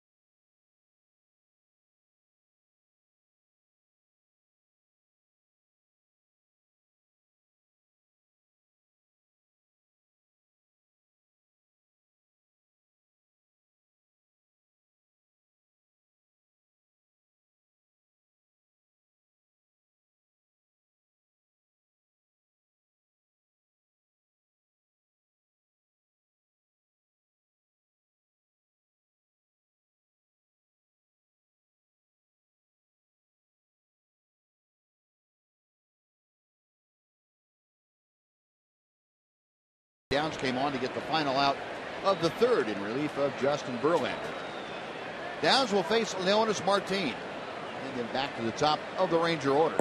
Martin showing bunt, bunts through it. It is strike 1. Leonis a base hit in the 3rd inning. Both rallies in the 3rd inning for each team started with the 8th place hitter. Rangers just lasted a little longer. 0-2 the count. And Darvish didn't hit anybody and can't hurt himself that way. No.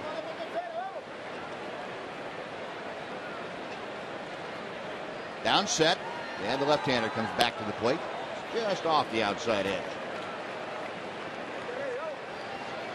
Our team with that single now with the average of 266.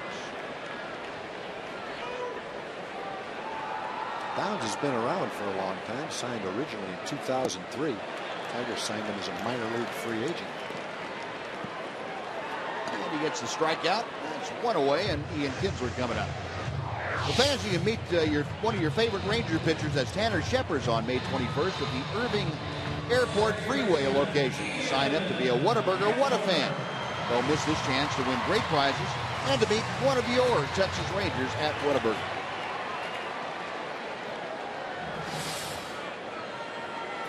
There's Tanner Shepard out there in the bullpen. And Robbie Ross. The rest of the kiddie core, if you will. Looking pretty good. Ian Kinsler takes the first pitch outside. It's 1 ball and no strikes. Kinsler has scored 2 runs tonight. He has singled and been hit by a pitch.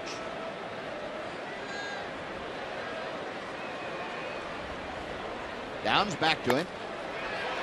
Deep in the hole that's short. Peralta straightens up and fires to first. That is out number 2.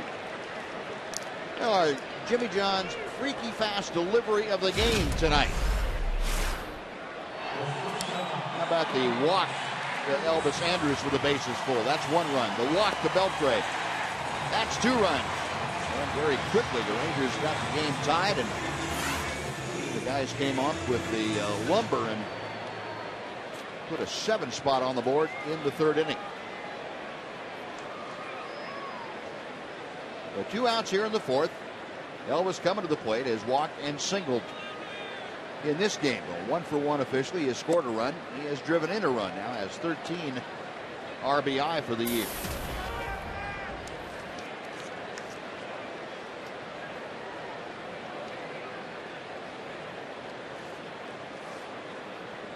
Downs with the 1-0 pitch. Up the middle, but that's where the second baseman Omar Infante is. So Downs able to get a couple of ground balls and a strikeout. Sends the Rangers down in order. We're going to the 5th. It's the Rangers 8, the Tigers 4.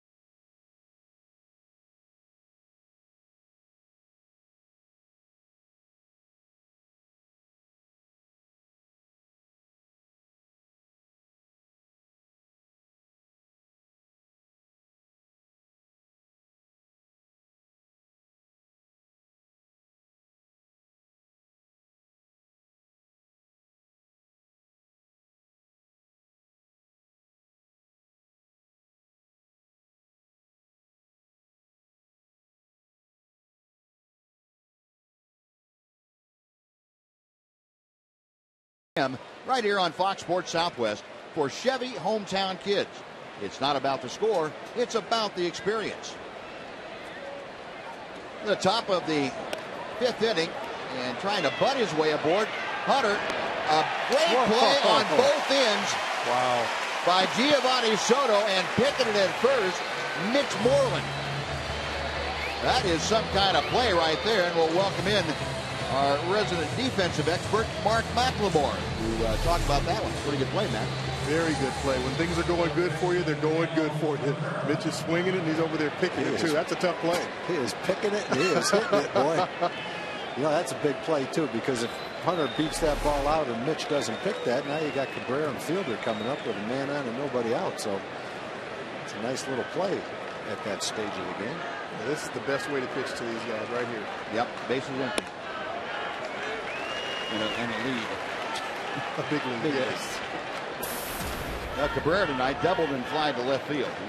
He hit a rope for a double and one hop off the wall in left. Matt, it's good to see you. We haven't seen you for a while. It seems like 10, 12 days. It does. You've been traveling. Got a lot of stickers on your luggage. Yeah. Did you see Cabrera smile when he missed that curveball? One thing we saw with Joey Votto, though, don't throw it twice to him in the same at bat. Please don't throw it again.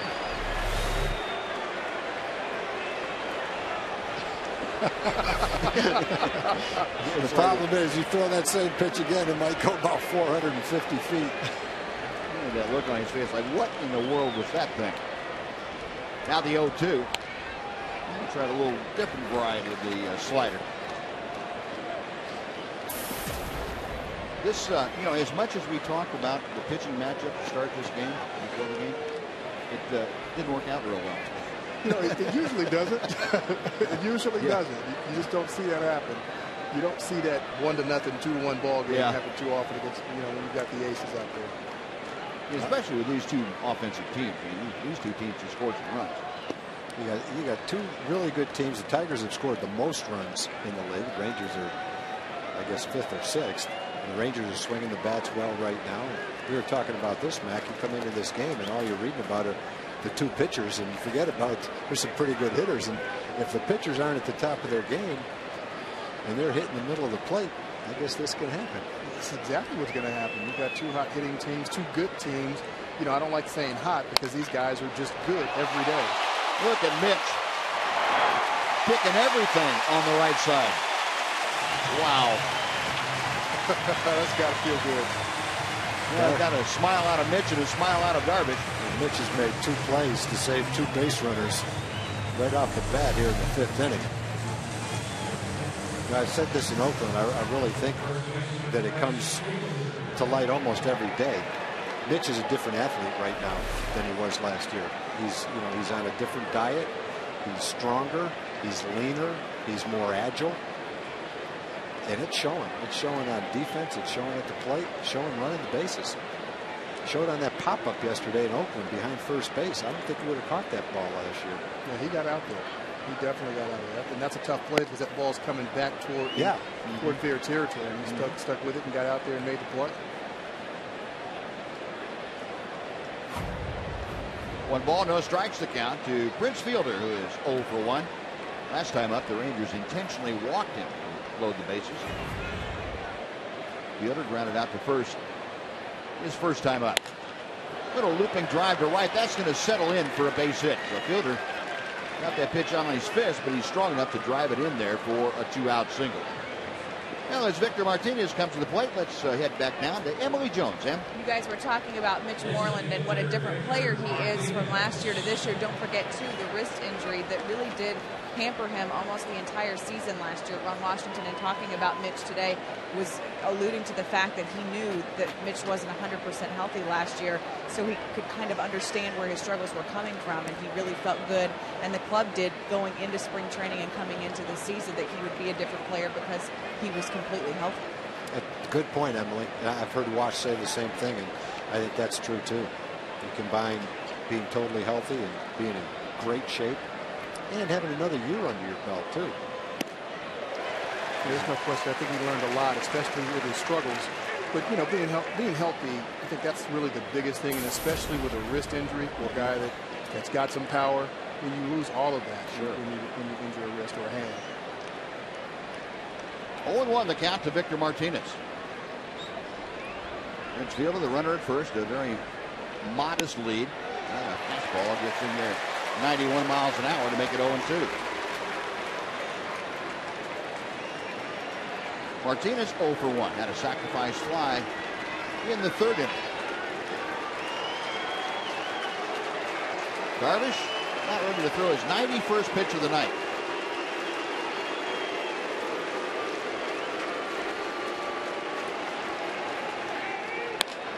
To center field. Jonas Martin coming on and makes the catch.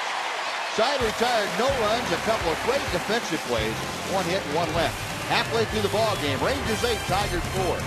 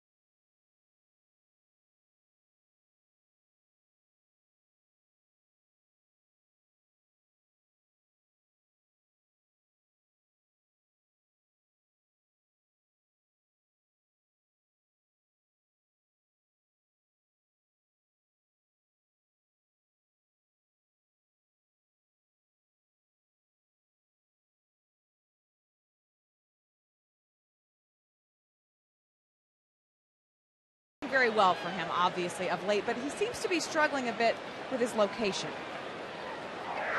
I was into watching a movie on my iPad, so when we landed, I just thought we hit the ground. I didn't even look at the clock or anything. I just texted her, said, "Hey, we're here," and she said, "You're where?" And I said, "I think we just landed at Love Field, I think." And she said, "Well, everybody's saying you're at Albuquerque." So I took my headphones off, and they were like, "Yeah, we're going to have like a 2-hour delay here in Albuquerque." I was like, "Yeah, we're in Albuquerque." So. I saw Jeff Burrows do that on a plane. We took this plane. We had our own plane in Denver. It was a prop plane, and you had to refuel to go from almost anywhere. And so we were on a plane in bad weather, and it's bouncing up and down for about 3 hours. Everybody's upset. He finally falls asleep, and we landed in Kansas City at a remote part of the airport. It's pitch black outside as they're getting ready to refuel the plane, and Jeff gets up and he starts cussing and screaming about what a crappy flight it was and blah blah blah, and everyone said don't say anything. He walked down the plane, looked out at the darkness, and he was like thought he was in the Twilight Zone. He thought he was back in Denver, and we still had about 3 more hours to go. So the same thing that happened to Mitch happened to him that day.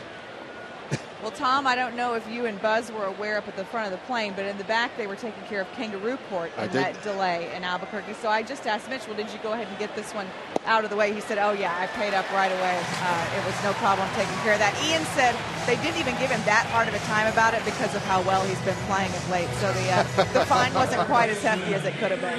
Yeah, I guess we've all got our own stories. I told you this one, Buzz. I don't know if I told Mac. We were playing in Denver, and the bus was going from the ballpark to the airport. And I was in the back of the bus. And I very rarely do this, but I fell asleep. And everybody got off the bus, got on the plane, and the bus left the airport, and it's driving down the interstate. When I woke up and looked around, realized what happened, and I said, "Hey!" And the bus driver goes, "Ah! You know, who is that?" And so he had to stop, and I had to come back. Couldn't get back on the runway, so I had to go through security again and walk about 100 yards across the runway to get to the plane. And the best part was I got back on the plane probably a half an hour late, and not one single person knew what happened. Really? Yeah, no one even knew I wasn't there. I got to thank EJ for that. EJ's sitting right next to me on the plane, got up, saw me sleeping, and just left me there. That's Eric Josephson, our producer tonight. I don't know if that's good or bad. Nobody noticed that you were missing. Well, you know, that says something about broadcasters, I guess. Oh, and Adrian Beltre down as that ball ricocheted right off of his left foot.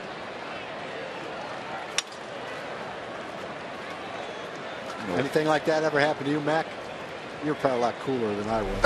I don't think nothing like that happened. Nothing like that happened. Well, my problem was I would go to sleep on the bus, so I sat in the front. So figure someone's going to let you off, exactly. right? I'm going to hear the door open, feel a breeze, something. So I didn't want to get left, but every time I got on the bus, I was asleep. You know, Adrian okay is Kevin Harmon out there along with Ron Washington to check on their all-star third baseman, cleanup hitter.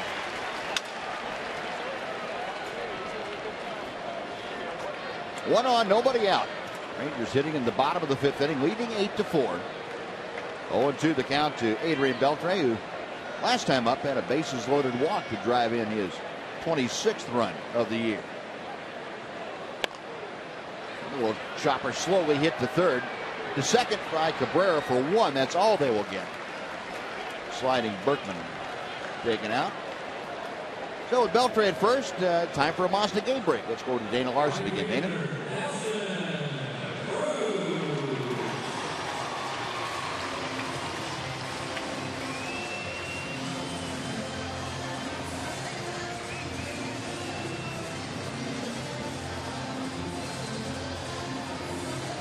All right, Dana, thank you. Here the Rangers have an 8-4 lead as they bat in the bottom of the fifth inning. The big inning tonight, 7 runs off of Justin Verlander in the third inning, driving him from the ball game. Nelly Cruz takes just off the outside corner for ball one.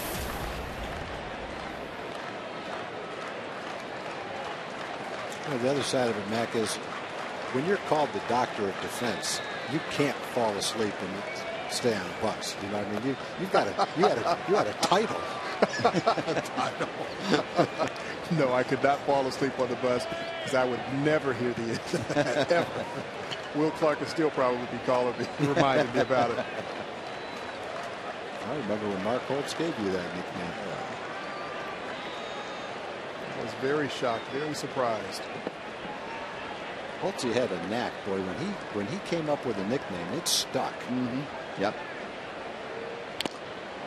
Ripping a foul tip by Nelly Cruz. It's 2-1.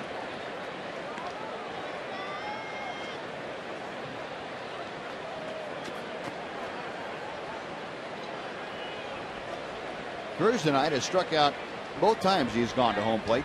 Both those at-bats were against Justin Verlander.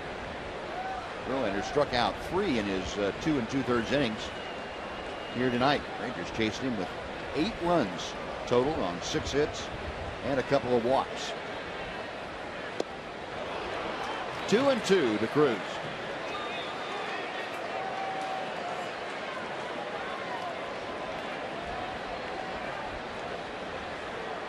Mac, did you like what you saw from the Rangers when they're on the road? Kind of baseball they were playing? Yeah, I did. And, I was talking with Gary Pettis before the game about it and, how they win games in different ways. And, I think there were at least 3 games where they won it defensively. Right. talked about Martine's throw. Yep. Nelly's catch in right field. Yeah. And then also Gentry's catch in Chicago to start the road trip off. So those 3 plays just defensively, I mean, saved those ball games. Those were all critical plays at critical times. Yeah, that's slowly but surely gotten Gary Pettis a little more recognition that he has really deserved over the last several years. He's worked hard with a lot of the guys, the outfielders particularly, Martine and Gentry and David Murphy, to make them better outfielders. Nelly Cruz. You know, he really has. He's done a tremendous job of getting these guys to believe in themselves and their instincts and abilities. Cruz gone. He's got the hat trick now. That's the 3rd time he has struck out tonight. 2 away. Here comes Mitch Moreland. 2nd strikeout for Darren Downs. Downs showing a pretty good changeup. Sneaky fastball and a good changeup. Glad he didn't start the game.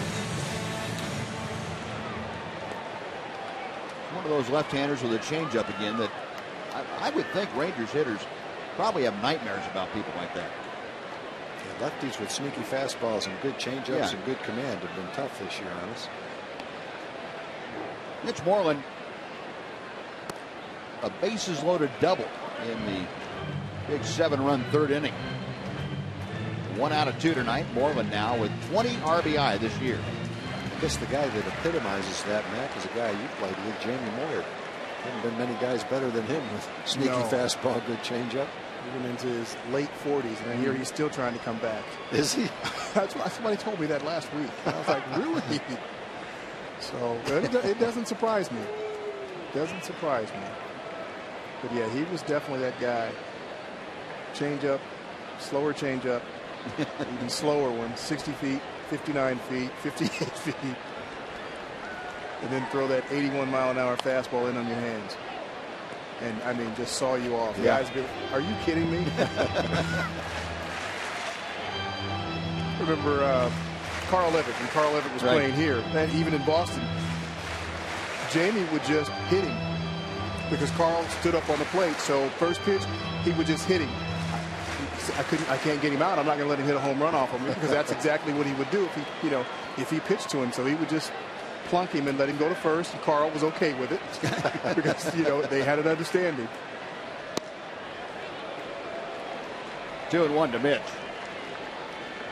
Yeah, those are crafty left-handers. He would look at me and tell me, Mac, if I hit 82 on the gun, tell me. That means I'm throwing too hard. Overthrowing. Exactly. Yeah.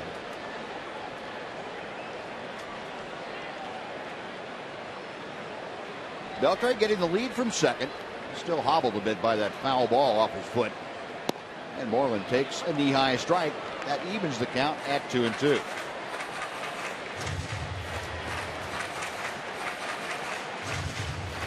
Now for Mitch, who chronicled what he has done against left-handed pitching in particular of late. Right at 500 against left-handers.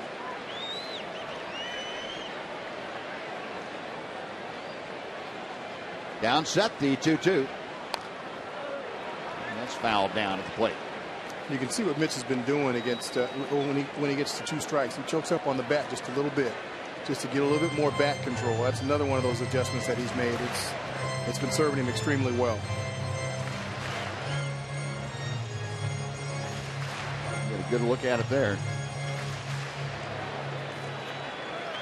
Yeah, and as strong as he is, that would make a lot of sense. You're not going to lose. What's he going to lose?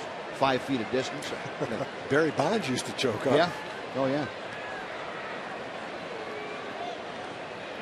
In the dirt.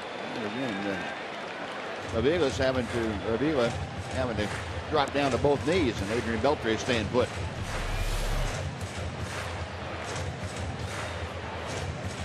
He's got a busy night back there, Alex Avila. With a tough left-hander like Downs, you look at Mitch in this at bat in particular, and he's just looks so comfortable. He's not flinching at anything. He's just right on everything. Hard hit, but pulled just foul. Yeah, you can tell that when a guy's swinging the bat well, and he is doing that. You get a good pitch to hit, you rip it, and he's laying off those tough, slurvy type breaking balls that lefties give left-hand hitters so much of a fit with.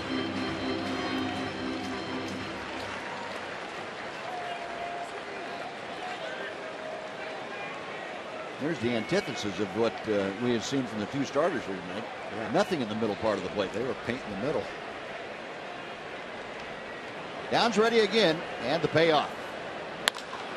To left center field. Kelly on the run. He can't get there. It's up the alley. Beltre will trot home Mitch Moreland. An opposite gap double right on cue. The Rangers lead 9-4.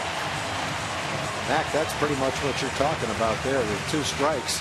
He's just trying to play pepper, just trying to make contact. And he's so strong. He shot that thing 380 feet to left center. And it was a good pitch by Downs. Yeah, you got that one in the middle. And this is what the Rangers have been doing extremely well. When they get a mistake, especially tonight, they're not missing it. And that's so important when you're facing tough pitchers, especially a pitcher like Verlander.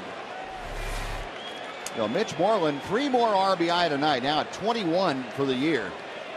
And that batting average right up at the 300 mark. Here's Giovanni Soto. First ball swinging, pops it up. Just missed that one. Around the bag at second. And trying to decide who's going to take it. Peralta gets it. Rangers score another run on 1 hit. They lead 1. Mac, thanks for joining us. We'll look forward to hearing you after the ball game on Rangers Live. All right, fellas. Going to the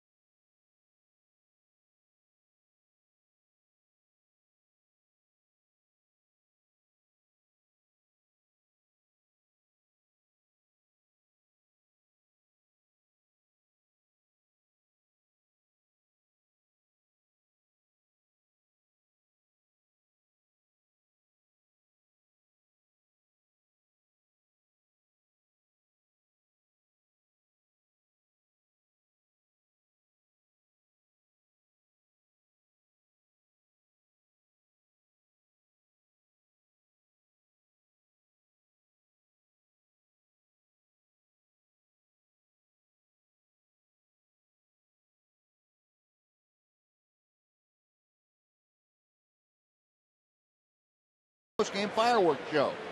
Tomorrow's show will feature some Motown music for you. Use the coupon code FIREWORKS at TexasRangers.com for $15 upper reserved tickets. On to inning number 6. Andy Darvish back to the hill. He now has a 9-4 lead. And the first pitch to Alex Avila is a swinging strike 1. Avila, Peralta, and Kelly. The first 3 due here in the 6th inning.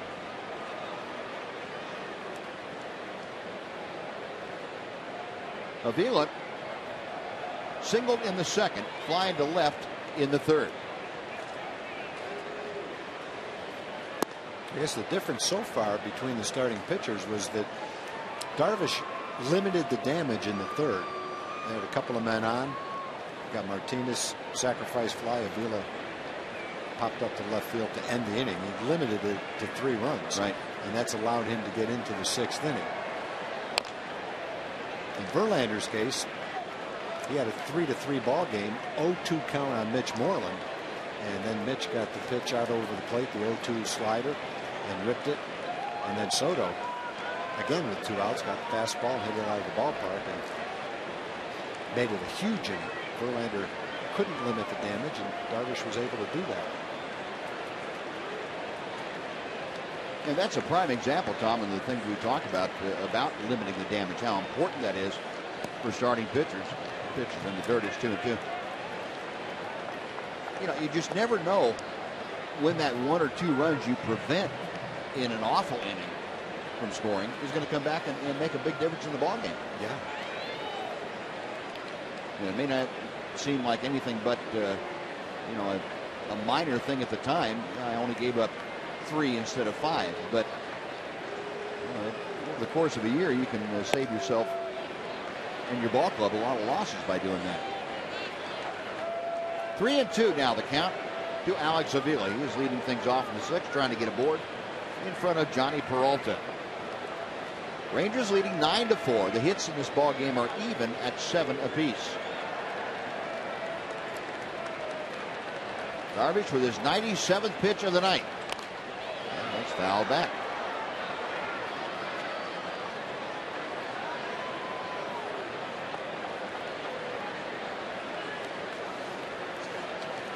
No action out of the Ranger bullpen. Darvish apparently okay for this inning anyway, unless something drastic were to happen. He is trying to figure things out. He's competing, and he's trying to go after each hitter separately. He gets a ground ball on the 3-2 pitch out to Ian Kinsler. That's out number 1. Well, the cold hard fact is brought to you by Frost Brewed Coors Light. Rangers averaging 8.7 runs per game. In support of you, Darvish, that's the most in Major League Baseball. And as Tom and I talked about before, how in the world were they going to do that off of Justin Verlander? I thought that number was going to go down. The answer is it didn't go down. Well, you just, as a hitter, and both of these teams can hit. There's good hitters throughout both lineups. When you face a pitcher like Justin Verlander or you, Darvish, you just hope you catch them on a night when they don't have their best stuff. You catch them on a night when they're at the top of their game and you're going 0 for 3. Peralta, first ball swinging, grounds out to his counterpart, Elvis Andrus. That is out number 2. Yeah, and that's one of those things that evens out as baseball goes along, too. You know, we talk about guys not getting hits to fall in, and it's going to even out eventually. It evens out a hitter against a pitcher. It's going to even out to whatever that is going to be over the course of a full season or a couple of seasons. You're going to hit 250 against Verlander. You may go 10 for 20 in one stretch and then not have any luck for the next 25 or 30 at bats. Then you're going 0 for 20. Yeah. 10 punch outs. Don Kelly has homer to right and fly to right. Darvish missing a little bit low. It's 1 ball, 1 strike. Saw the 95-mile-an-hour fastball on that pitch. Probably not a whole lot of hitters that do hit 250 against Verlander. Well, they may, but it's not because they're going 10 for 20 very often against us. I think his career opponent's batting average is 232. So I guess to be 232, there's got to be a number of them over 250, but not a lot. Yep. The ones that are, don't say I can't wait for the next time to face them. They may have some hits, but they're not looking forward to the next time. The 2-1 pitch, fouled back. Yeah, he's the guy you would not classify as a comfortable 0 for 4 or 4 for 4 or anywhere in between. Never comfortable with him on the mound. Which also is the mark of a very good pitcher. I don't think you'd classify any at bats against Yu Darvish as particularly comfortable. No. Especially if you're a right-hand hitter. Yeah. Right-hand hitters are hitting 156. Everybody's hitting 163 against them, so it doesn't really matter. To left field, Murphy coming on. And it's going to be a very quick and tidy 1-2-3 inning. Darvish now retired 4 straight. Bottom of the 6th coming up. Rangers 9, Tigers 4, Fox Sports Southwest.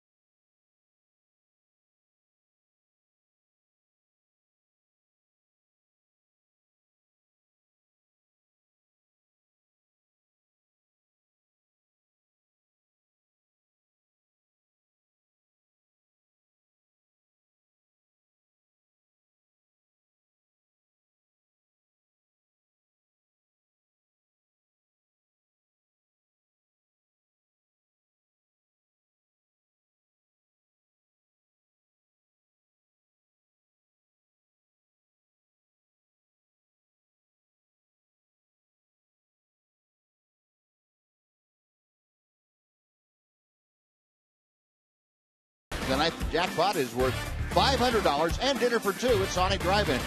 Tonight, the Rangers are hitting for Jack Moffitt from Waxahachie. And if a Ranger hits a grand slam during this inning, Jack Moffitt from Waxahachie is going to win $25,000. You can register at any participating Sonic restaurant. Good-looking guy in the middle of that screen, Matt Burchett, takes after his mom. Yeah, you're definitely right. Takes after his mom.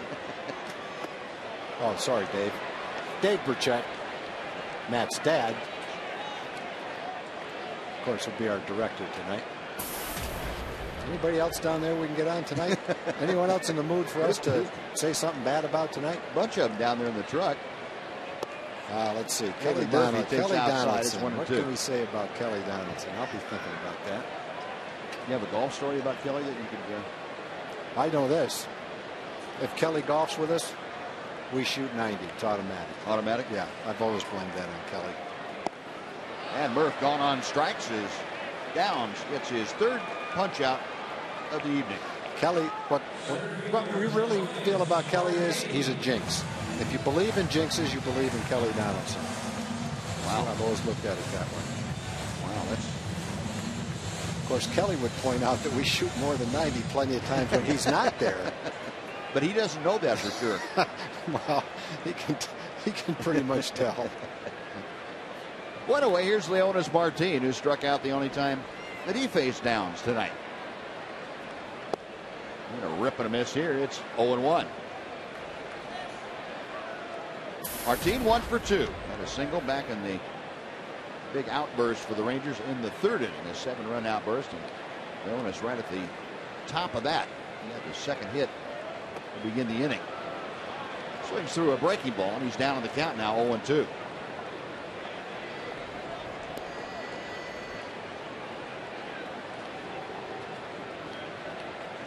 Rangers 9 runs on 7 hits. Tigers 4 runs on 7 hits. Neither ball club has committed an error tonight. Another member of our crew who we get on from time to time, he's not working tonight, is our normal producer, Kurt Diker. Kurt's got the night off tonight. So I don't think. So what do you think he does on his night off?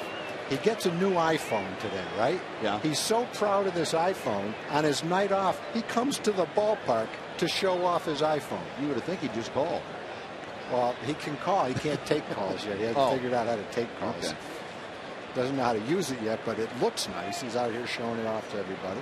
All he's got to do is give it to his son Fritz sitting over here. Fritz will fix it for him. Up the middle, off the mound, into center field. A base hit for Martini. Got a hanger and popped it into center field. So 1 on and 1 out. Well, folks, play Lotto Texas with extra for your chance to win Texas-sized jackpots. It's Texas' original jackpot game, available at your favorite lottery retailer.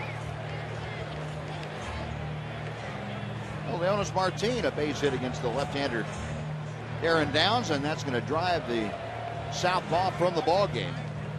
He worked 3 1/3 innings here tonight. Make that 2 2/3. So with Martin at first, we will take a timeout. Rangers leading 9-4. Fox Sports Southwest.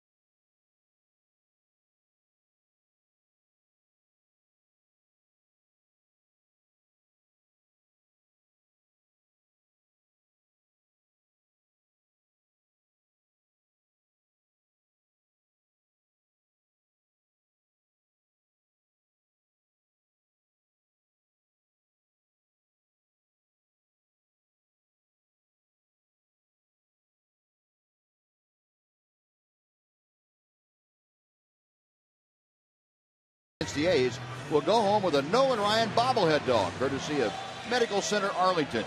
And this isn't just any bobblehead. Tuesday's giveaway is modeled after the iconic Nolan Ryan Duster poster. Great seats are still available. Just go to TexasRangers.com and reserve yours. Here's Big Tex.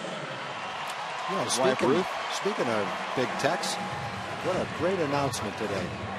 Nolan's oldest son, Reed, was appointed president of the Houston Astros.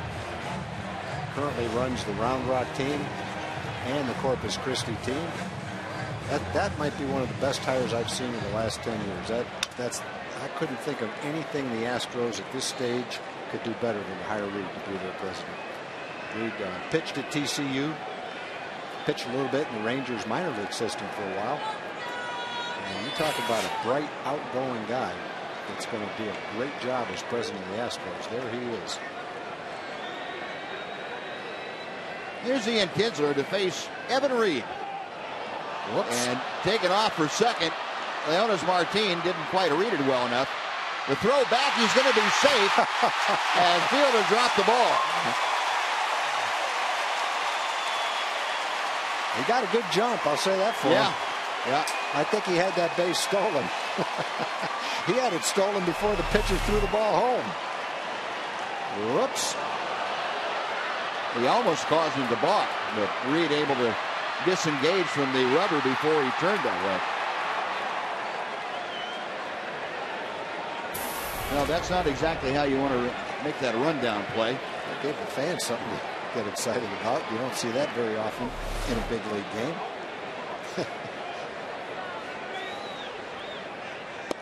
And Ian takes a fastball for strike one from Evan Reed. Reed from that one at 96 miles an hour. Santa Maria, California. He's a 27-year-old and former Ranger farmhand.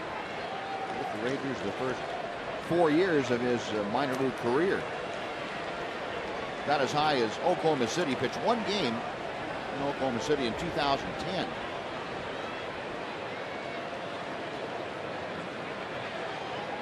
The scorer on that play at first base of the rundown, the botched rundown, is going to be a caught stealing 1-3-4, and then an error on the first baseman fielder.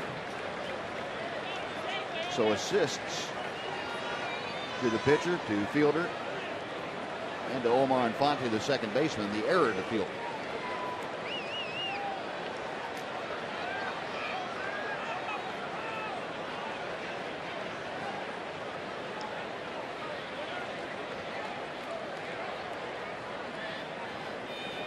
One and one the count. And Ian pops it up. Way up there in foul territory. Back comes Avila. And the ball back on the very first row over the netting. So Ian with life at the plate. And a 1-2 strikes.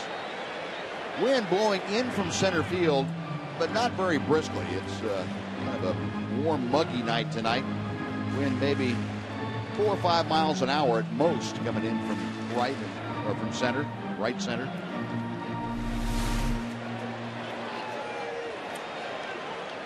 Jim Sundberg. Jim Sundberg's making sure he gets out of the way so that women and children can get hit by that foul ball. There's a guy that's probably caught 1,000 of those in his career, and he's diving for cover. He probably left his wife uncovered. A lady could have gotten hit behind him. He's looking up at us now. He's looking it up. Yeah, we're talking about you, Sonny. You're exactly right. And he's going to say something like, I should bring a glove with me. I mean, if you come to a game and there's a Gold Glove catcher sitting next to you, you shouldn't have to worry about getting hit by a pop-up, should you? I wouldn't think so. Andy Dirks started back with that ball high enough in the air. He has plenty of time to come in under it, and that is out number 2. Kinsler flies out. He is now 1 for 3 officially. And with 2 away, it'll bring up Elvis Andrews. The guy behind him's tracking that ball like no problem. Guarantee he's not a big league catcher.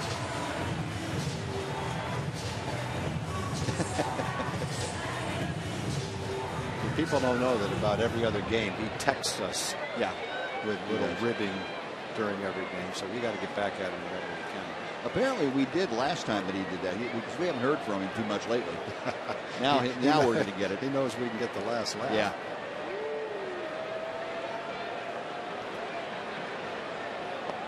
Elvis Andrus, 1 for 2 officially tonight. Got a single and a walk. He's also grounded out. RBI pushing his total to 13 for the year. Rangers leading 9-4 with 2 outs here, looking for possibly more in the 6th inning. Strike by Evan Reed.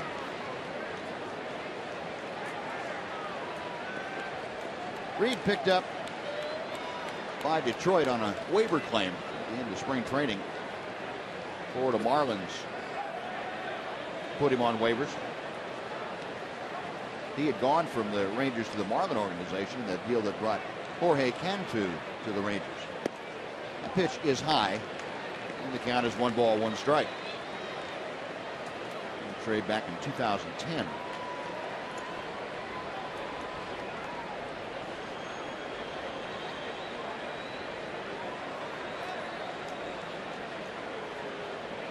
Reed will go first base way. Pretty quick move, but Leonis Martin back with the dive.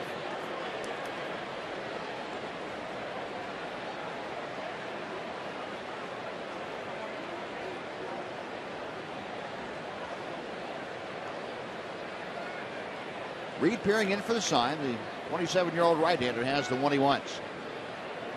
There goes Martin. The pitch is bunted through. The throw to second, not in time. They just can't catch the ball when Martin gets near it.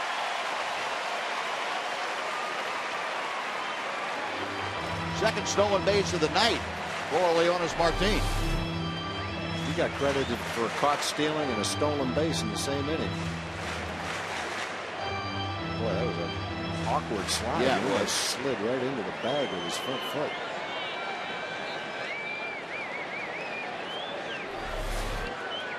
No, Martin in scoring position now. The count is 1 ball and 2 strikes to Elvis Andrus.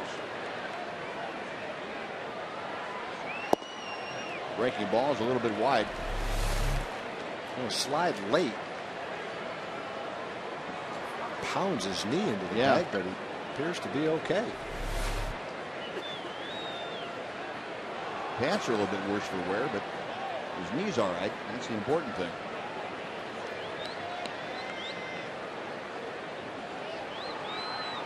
Reed a check of second. The 2-2 pitch. Swung on and missed, and Elvis gone on strike. So that'll do it for the Rangers. No runs, a hit, 1 man left. There was 1 error. We're going to the 7th inning. Rangers 9, Tigers 4. Fox Sports Southwest.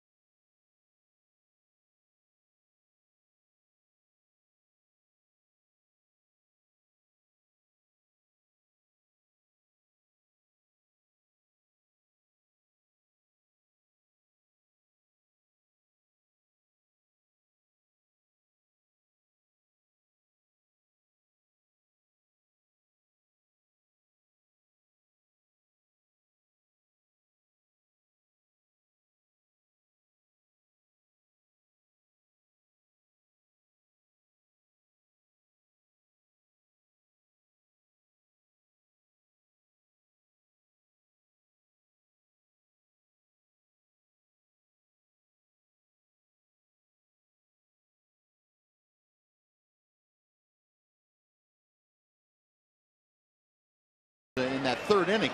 7 for the Rangers, 3 for the Tigers, and Justin Verlander pummeled them tonight in 2 2/3. Gave up 8 earned runs. That ties the career high for most runs that he has ever given up. Meanwhile, Yu Darvish has restored some semblance of order the last couple of innings to the proceedings here tonight. He goes to work in the 7th inning.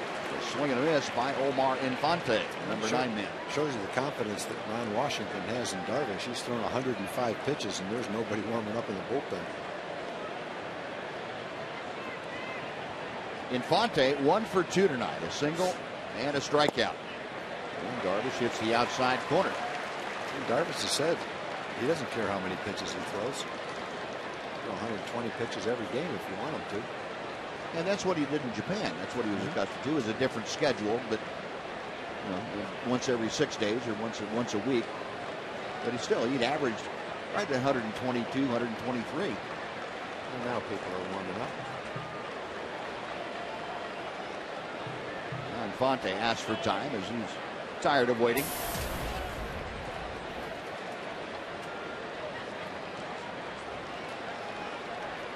Darvish ready to go. He comes set. And the 0-2.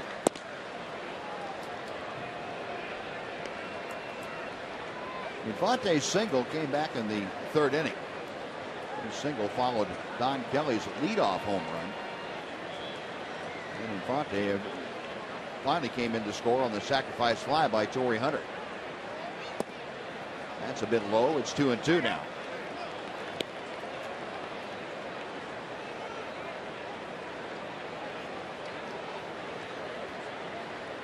...108 pitches for Yu Darvish, 73 strikes, 35 balls. Beltre across the diamond and handled by Moreland. That is out number 1. Back to the top of the Tigers orders. You look at the Ranger bullpen. Jason Frazier, the right-hander, and Robbie Ross, the southpaw. And you said it a lot when Darvish is pitching, Buzz, how he starts out, tries to figure out what his strength is for that game, settles into it, and today he's done that. He threw more than 40 pitches in the 3rd inning. They had him on the ropes, but he wiggled his way out of it, and since that time he gave up the home run to Peralta, and not much since then. Dirk's first ball swinging down the left field line. Murphy right near the wall and makes the catch in foul territory. Oh, good play by David Murphy. He was running out of room in a hurry. Not able to focus enough to make the grab. And here Hughes zeroing in on 7 innings. And back in the 3rd inning, he threw 36 pitches, but he figured it out after that. Talked about the competitiveness that both the starting pitchers have, and very apparent in Hughes' performance tonight. Figured it out. So with 2 away, the base is empty. Here's Torrey Hunter. Hunter tried to bunt his way aboard, leading off the 6th inning.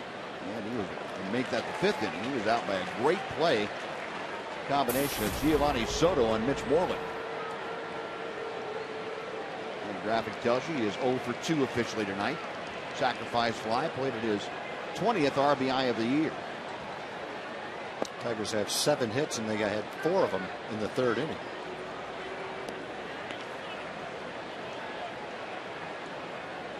A ball and a strike to Torrey Hunter.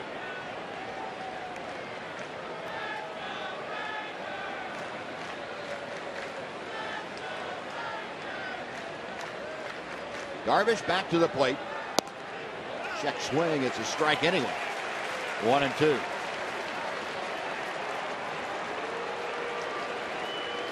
See the look of angst on the face of Torrey Hunter after he was informed that last pitch was a strike. Ooh, that's a pretty tough pitch.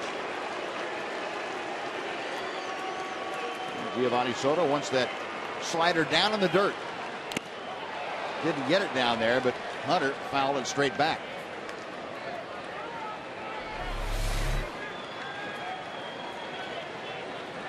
Middle. Torrey Hunter would think about that pitch after the game.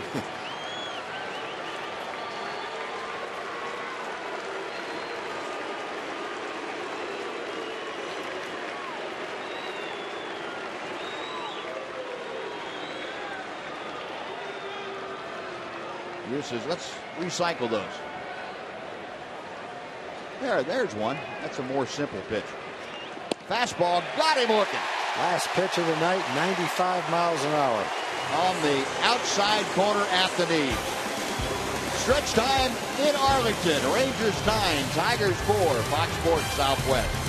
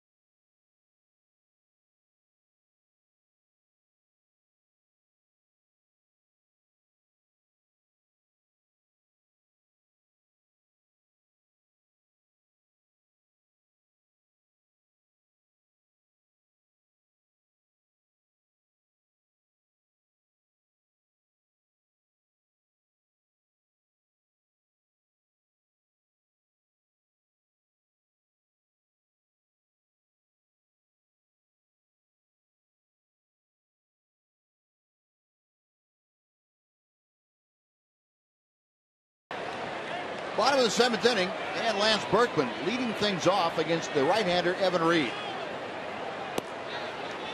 A strike. The last inning, that fastball 95 right on the outside corner. Yeah, that's what it said. Thank you. Right next to life size. No, that's a bit larger than life size. Ground ball to the right side. Infante off balance, so to Reed, and he stretches, just getting his toe on the bag. If he did, that was an acrobatic move. It was on the bag, but I don't know it was on the bag when he caught the ball. So Ron Washington going to go out there and have a little discussion with Ron Kulpa.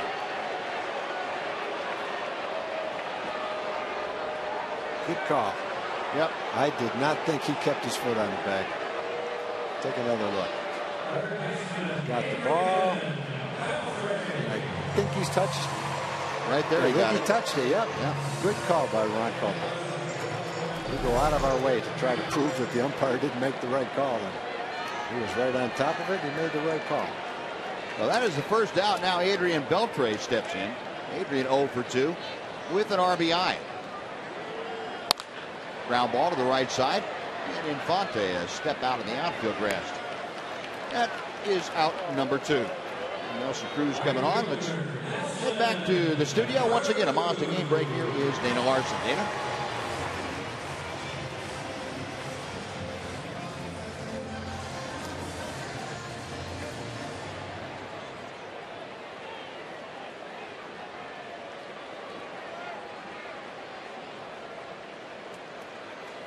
All right, Dana, thank you. Nelly Cruz hitting. And he takes ball 1 from Evan Reed. Reed, by the way, I think I said this, but he's making his major league debut tonight. First opportunity for the 27-year-old to pitch at the major league level. Oh, it looks pretty good, too. Got a strikeout, 4 up, 4 down. And he'll never forget. 2-0 the count to Nelson Cruz.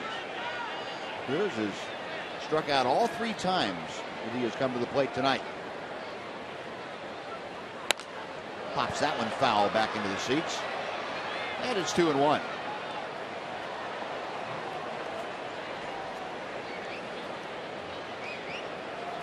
Well, Nelly with his average at 259 now. That's the lowest it's been all year long. Still providing a lot of pop in the middle of the order, but the average suffering a bit of late. Again, fouled off to the right. Count is 2-2. Well, this series will continue through the weekend, and tomorrow there are about 5,500 seats left. For Saturday, only 1,750 left. And then on Sunday, it's a Sunday night ball game, 11,000 or so are left. So make your plans to come on out and grab those tickets while they're still available. Little nubber into foul territory, and Cruz will come back and try it again at 2 balls and 2 strikes. Rest of the pitching matchups that will occur for you tomorrow night: Nick Tepesch and Rick Porcello. And Saturday, another 7:05 game: Justin Grimm and Anibal Sanchez, principals in that game. On Sunday, Eric Holland and Doug Fister. Reads 2-2, and the count has gone full.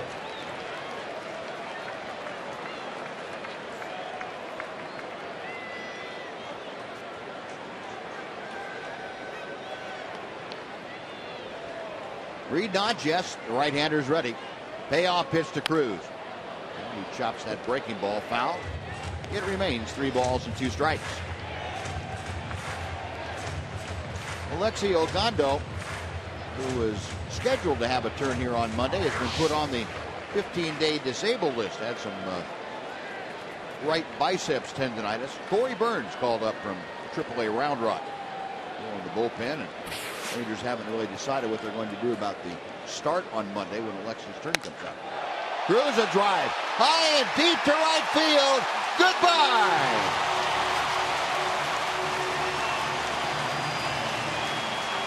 Cruz going the other way, and Adrian Beltre admiring the swing that Nelly put on that one. Is the 11th home run. The Rangers lead 10-4. Nelly may have struck out 3 times, but as long as he's got a bat in his hand, he's a dangerous hitter. He kept battling, he got a pitch and drove it straight away right field. Out of the ballpark.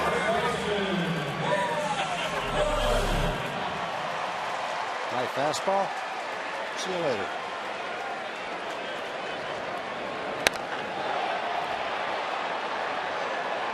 So Cruz, the 11 home runs, 33 RBI. Rangers now have put a 10 spot on the board against the Tigers.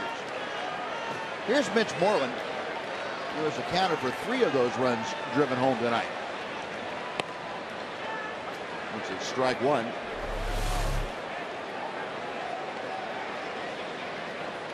Everybody rooting, and Adrian saying, I knew that was gone. Big guy hits something like that, it's not going to stay in this ballpark or any other one. 381 feet, the tail of the tape on that Cruz opposite field shot. Going outside to Mitch. 1 ball, 1 strike. Moreland, a couple of doubles tonight.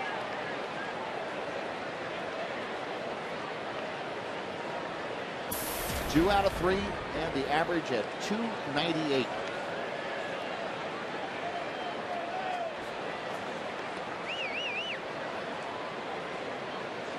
The 1-1 on the way.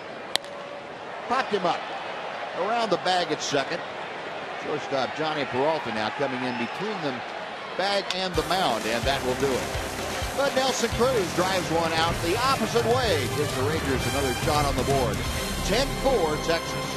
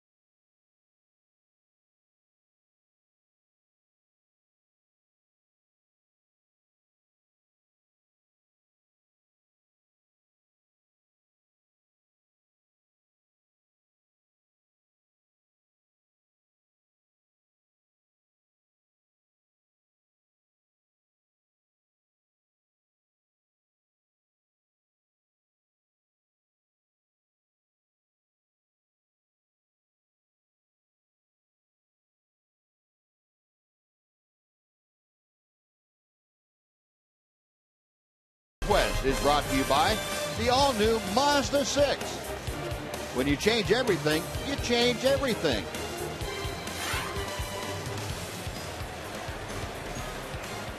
Nelly Cruz, opposite field home run, is the 11th of the year, and now 4 of the last 5 hits for Nelson Cruz have left the ballpark. And Yu Darvish has not left the ballpark yet. He is working here in the 8th inning to Miguel Cabrera. So much for the last pitch of the game. Well, was that 95-mile-an-hour fastball? It sure figured that it was going to be. Looked like it might be. But I would imagine that, unless Darvish has just said, look, I need some more work, that this would be a one-out, a one-hitter deal. You've got fielder coming up next, a left-hander. You've got the left-hander Robbie Ross in the bullpen. Hard hit ball off of Cruz, or off of Beltre. The shortstop, Andrus, gets him. That's unbelievable. What a play by Elvis. Cabrera's been robbed the last 2 times up. He got robbed on that ball that Moreland made a play on. Might have gotten robbed that time by Beltre and Elvis. Jim Leland's going to say he got robbed by the call at first base. It's a rope off Beltre's shoulder, it looked like. Elvis barehands it, fires, and gets the call.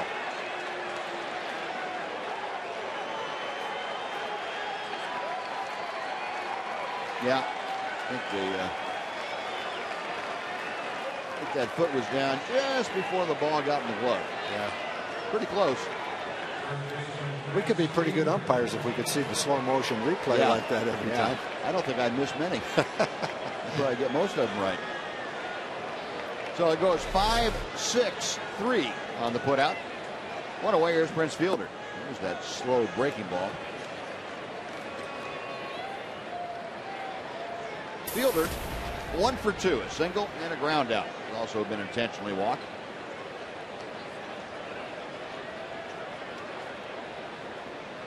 Prince, a 280 hitter, and he takes the fastball a bit low.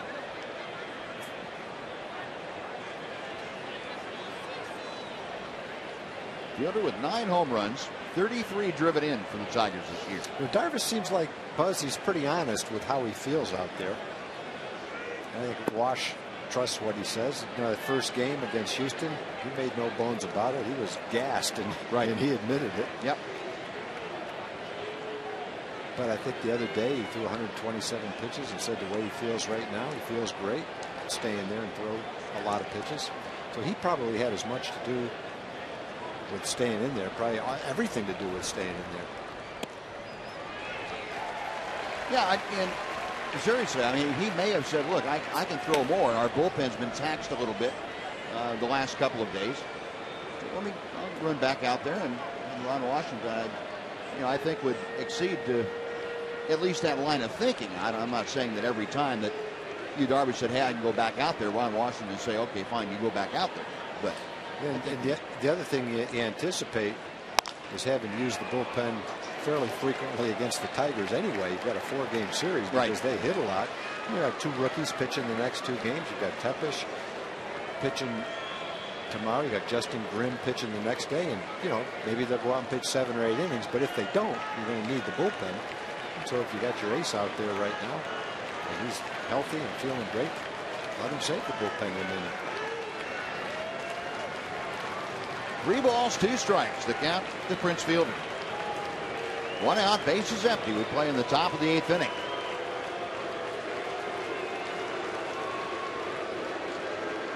And Darvish says, let's go through those again.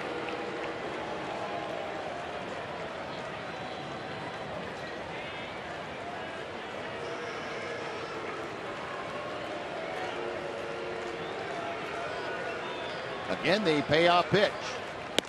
Got him swinging. That's a backup slider. Backed up out of the strike zone. The fielder couldn't handle it. Strikeout number 6 for Yu Darvish.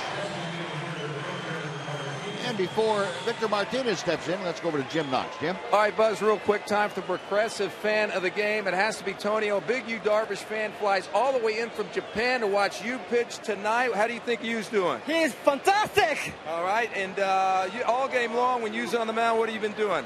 Yeah! There we go. What do you have in your hand right there? It's a boomstick. Boomstick. What are you going to do with it? I'm going to eat it. All right, there we go. Here's the bag. Congratulations, Tonio, progressive fan of the game. Way to go, buddy. Oh, he's going to need more than that bag if he eats that boomstick. He's going to need a doctor. Big slow hook.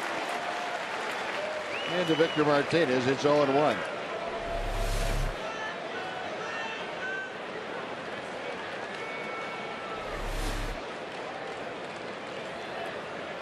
Martinez tonight, 0 for 2.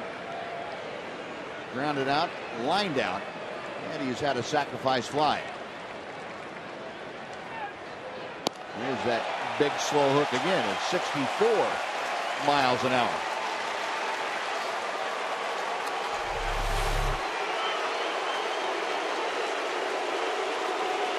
He may say, just for the heck of it, I'm going to throw 3 straight. He might. He might.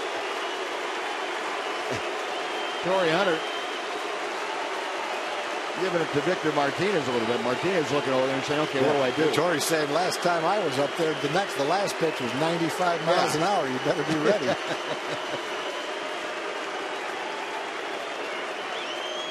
So is it going to be 65 or 95? What is that? I'm not sure. Darvish ready. He will have the answer for us momentarily. 95. 96. 96. Martinez was ready for it.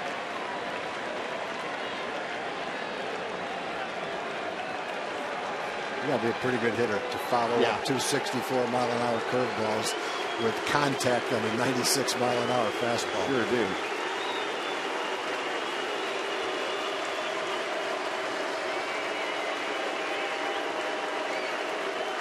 Darvish with that high set.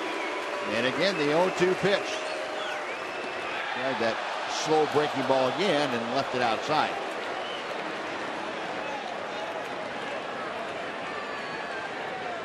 At bats like this, it almost gives you the impression that Yu Darvish is just playing with Victor Martinez. Just messing around with it. I thought that way when he struck out Mike Trout with that curveball. Did you? Yeah. I don't know if he is, but that's what it looked like. It's chop foul, and it's still a ball and 2 strikes. 128 pitches tonight. That is a new career high for Yu Darvish.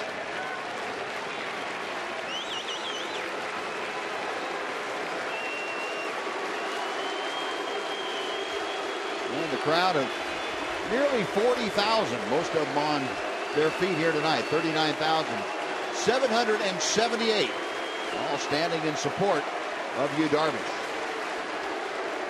The 1-2, and another foul ball. And Victor Martinez is spoiling some awfully good pitches by Darvish in this at bat. You remember back in the 3rd inning, they had a pretty good set too, and Martinez was fouling off pitches right in the middle of the plate, but not that many in this at bat would have been fouled off. And Washington would prefer Victor Martinez to do one or the other, get on base right now or make an out, because he doesn't want Darvish to throw many more pitches. This will be 130. Maybe he's hoping for more like 122 when this inning started. Even though it's only been 3 hitters, they've seen a lot of pitches.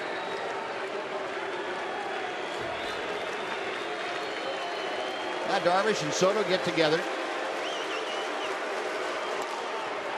Popped up. Shallow left field. Beltre going out. Near the foul line, and Adrian makes the catch, and that will do it. Yu Darvish, 130 pitches through 8 innings. Another 1-2-3 frame. We're going to the 9th. 10-4 Rangers.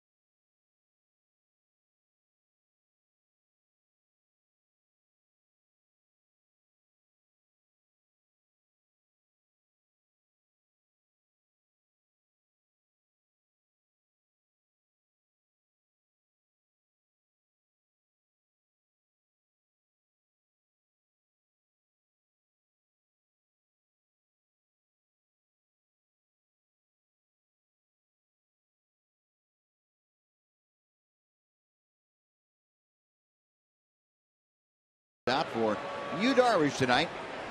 And Giovanni Soto, first ball swinging. It's a towering fly ball to dead center field. And the wind's going to have its full effect and keep that ball in the ballpark. This is the best Giovanni swung the bat. He just got underneath one the first time up and flied out deep to center field. Then he launched one, 3-run homer to left, and just got underneath another one by a little bit right there. Good swings tonight. Our Subway in-game box score looks like this. And a lot of runs on the board for the Rangers, 10 of them. Only Berkman and Beltre without base hits, but they both have an RBI each. And David Murphy takes ball one. Beltre has not only an RBI, he scored a couple of runs. Solo home runs from Cruz and a 3-run home run from Giovanni Soto. And Mitch Moreland with 3 runs driven in tonight. No, it was an impressive outing for Darvish, as much as he struggled in the 3rd inning. After he gave up the leadoff home run to Peralta in the 4th inning, he retired 15 of the last 16 hitters. And the only guy to get on base was Fielder on a little bloop single to right field. Speaking of little bloop singles to right field, Hunter in a hurry, and he can't make the play. He short hops it, and David Murphy is going to have a looping single, his 2nd hit of the night. Boy, Hunter still Gold Glove caliber defense out in the outfield.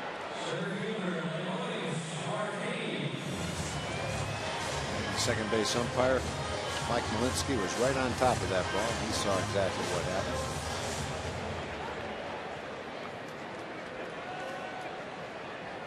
Well, the Rangers now with 10 base hits tonight. Murphy has a couple of them.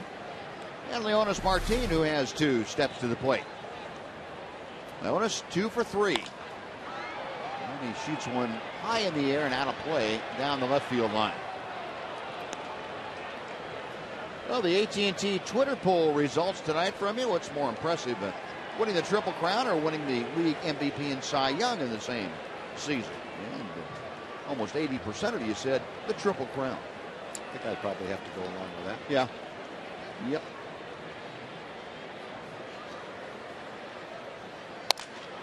Martin, a drive to right center. Hunter toward the gap and makes the catch on the run.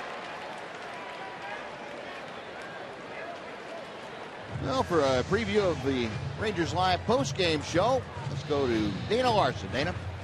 Buzz, thank you very much. And despite this game not going as expected, it still has been a great one and very entertaining. Mark McLemore will join me to break it all down. We'll put Justin Verlander's night in perspective with some surprising numbers. Hear from you, Darvish. The rest of the player and skipper reaction will be interesting, and we'll set up game 2 of this 4-game set. It's all coming up right after the game, guys.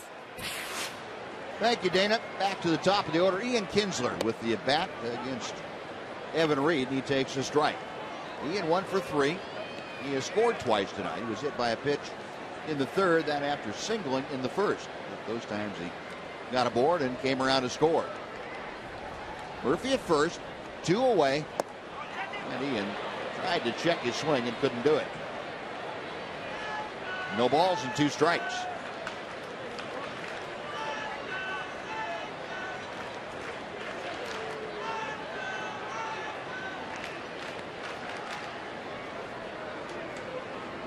Reed, the belt high set. And Kinsler skies to center field. Long run in for Kelly with plenty of time to get there. The center fielder runs underneath, makes the catch. That'll do it. No runs, a hit, 1 left. We are going to inning number 9. Rangers 10-4 over the Tigers.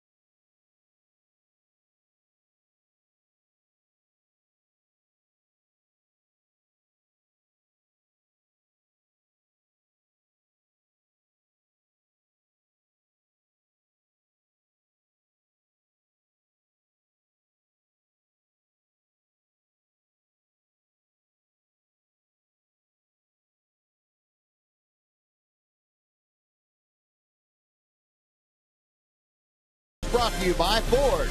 Take the EcoBoost Challenge at your Texas Ford dealer. Ford is the best in Texas. By AT&T UVerse TV. Check availability at 1-800-PIT-ATT. Rethink possible. And by Progressive. Visit Progressive.com today.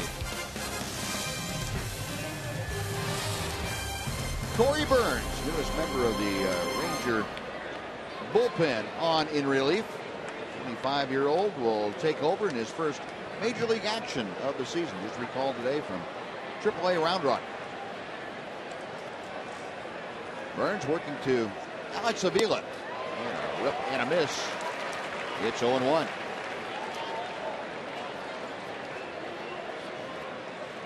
Burns came over to the Rangers from the San Diego organization in the winter for a player to be named later. That player eventually was determined to be Wilfredo Bosca.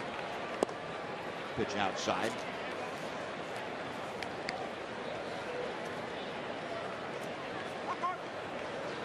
Oh, 1 and a 138 average at AAA Round Rock this year for Corey Burns. Burns appeared in 17 games last year with the Padres. A ball and a strike. The count to Avila.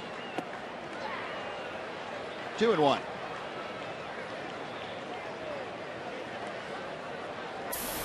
Avila 1 for 3, had that second inning single. Other than that, he has flied out to left and grounded out to second. Rangers 10 runs on 10 hits tonight. The Tigers 4 runs on 7 hits. And ball 3 is outside.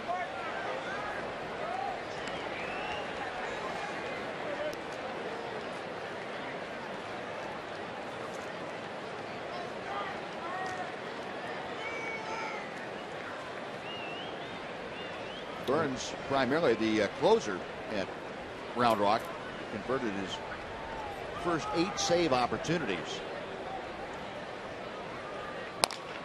And chop foul. The count goes 3-2. And after a game where Tanner Shepard's has pitched 2 days in a row, it's nice to have an opportunity anyway to win a game without missing him, without him having to pitch, without Joe Nathan having to pitch. Keep them fresh for tomorrow's game. And Darvish, 130 pitches through 8 innings today. Payoff pitch. The changeup floats outside. That's a leadoff walk for Alex Avila.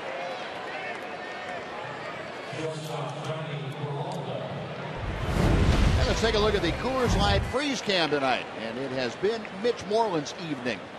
How about a couple of doubles and a couple of great defensive plays?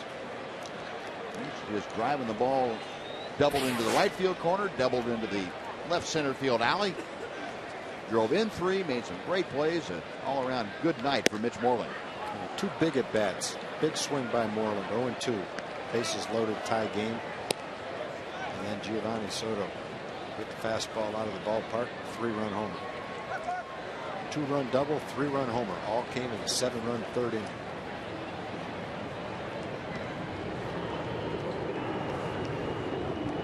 One ball, no strikes, the count. Burns missing high. It's 2-0. Peralta launched his 4th home run of the year, leading off the 4th inning. And as Tom told you, that was basically it against Yu Darvish. Darvish ended up working 8 full innings and 4 runs on 7 hits. There's a fastball for a strike. Robbie Ross, who had been relaxing out there, starting to loosen just in case Corey Burns runs into some problems here. Mike Maddox, Ron Washington keeping a very close eye.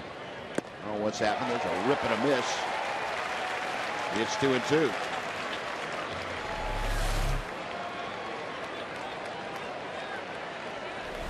Peralta trying to hit that to Grand Prairie. Did. Does that count more if it goes that way? I don't think so. I think it's still only 2. He thought it might count for 6. The 2-2 offering coming from Burns.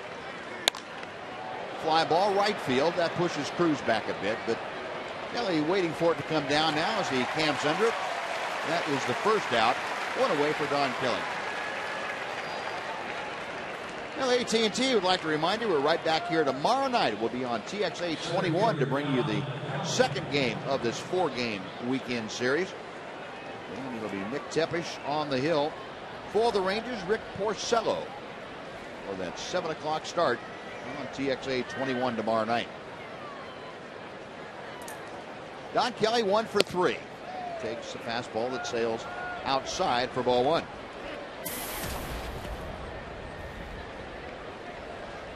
The home run by Kelly leading off the 3rd inning, his first of the year. It was one of 2 solo shots that Yu Darvish was touched for tonight. And Burns missing high. It's 2 balls and no strikes, and that will elicit a visit from Giovanni Soto.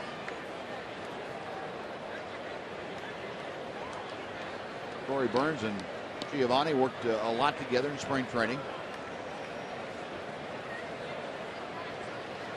Burns appearing a lot of spring training ball games coming out of the bullpen. Rangers really had to see him a lot. They hadn't had an opportunity to all that much in game action. And because of the lengthened spring training, they were able to get a look at a lot of guys. There's a fastball for a strike, knee high, and it's 2-1.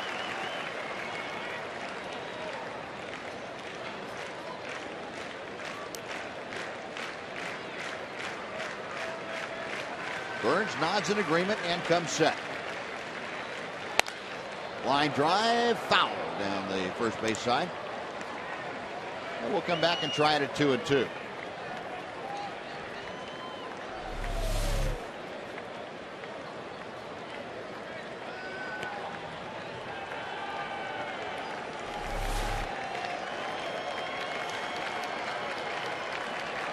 Kelly back in the batter's box. Corey Burns ready to work to him. Changeup pulled foul off the screen in front of the Ranger dugout. And it's still 2-2.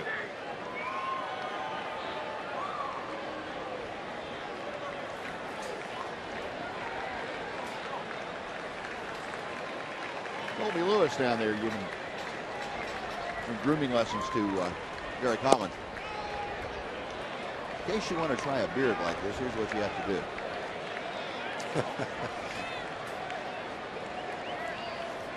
Now it's 3-2. Basically, go buy some hair and paste it on your face. Boy, you're being rough on it now. Pop foul. That's right behind home plate, coming back our way, and we'll try it again at 3 balls and 2 strikes.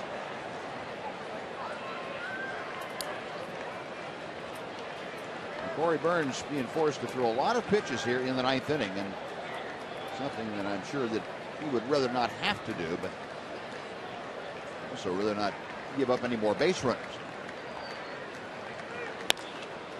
Fly ball, shallow right field, plenty of time for Cruz to come in. He calls off Kinsler.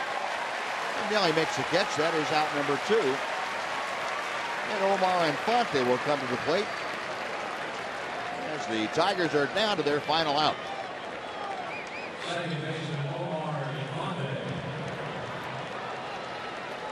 Omar Infante is 1 for 3 this evening. Singled in that 3rd inning, came around to score. He's also struck out and grounded to third base. Well, the crowd, what's left of the nearly 40,000 here tonight, standing and applauding as they get strike 1 from Corey Burns. Win tonight would give the Rangers their best record ever after 41 games in a season. It dropped them, or I should say put them up to 27-14, 13 games over 500. 1 ball, 1 strike. Rangers came into play tonight tied for their best record ever after 40 games. Tied with the 96 club at 26-14. The fastball strike. And the sinker in there. It's 1-2. 96 team lost their next game. They went to 26-15 with a win here tonight. Rangers will be 27 and 14, and they will up their lead in the American League West. Just outside 2-2. McCoy has a good changeup. He's not getting quite close enough to the strike zone for the batters to swing at it right now.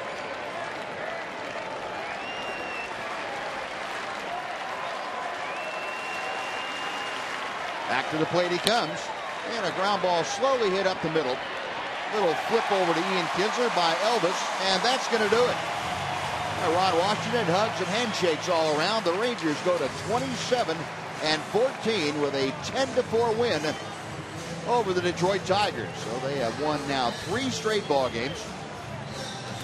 And the Rangers have won 8 of their last 11. Mitch Moreland contributing mightily tonight, and Corey Burns got the final 3 outs of the game. So the Rangers will pick up a half game on idle Oakland. Seattle winning, so they'll remain 7 games ahead of Seattle in the AL West. But still the biggest lead they have had at this early a date in the Western Division. They are 7 full games ahead of the next closest competition. Our AT&T reverse replay for tonight.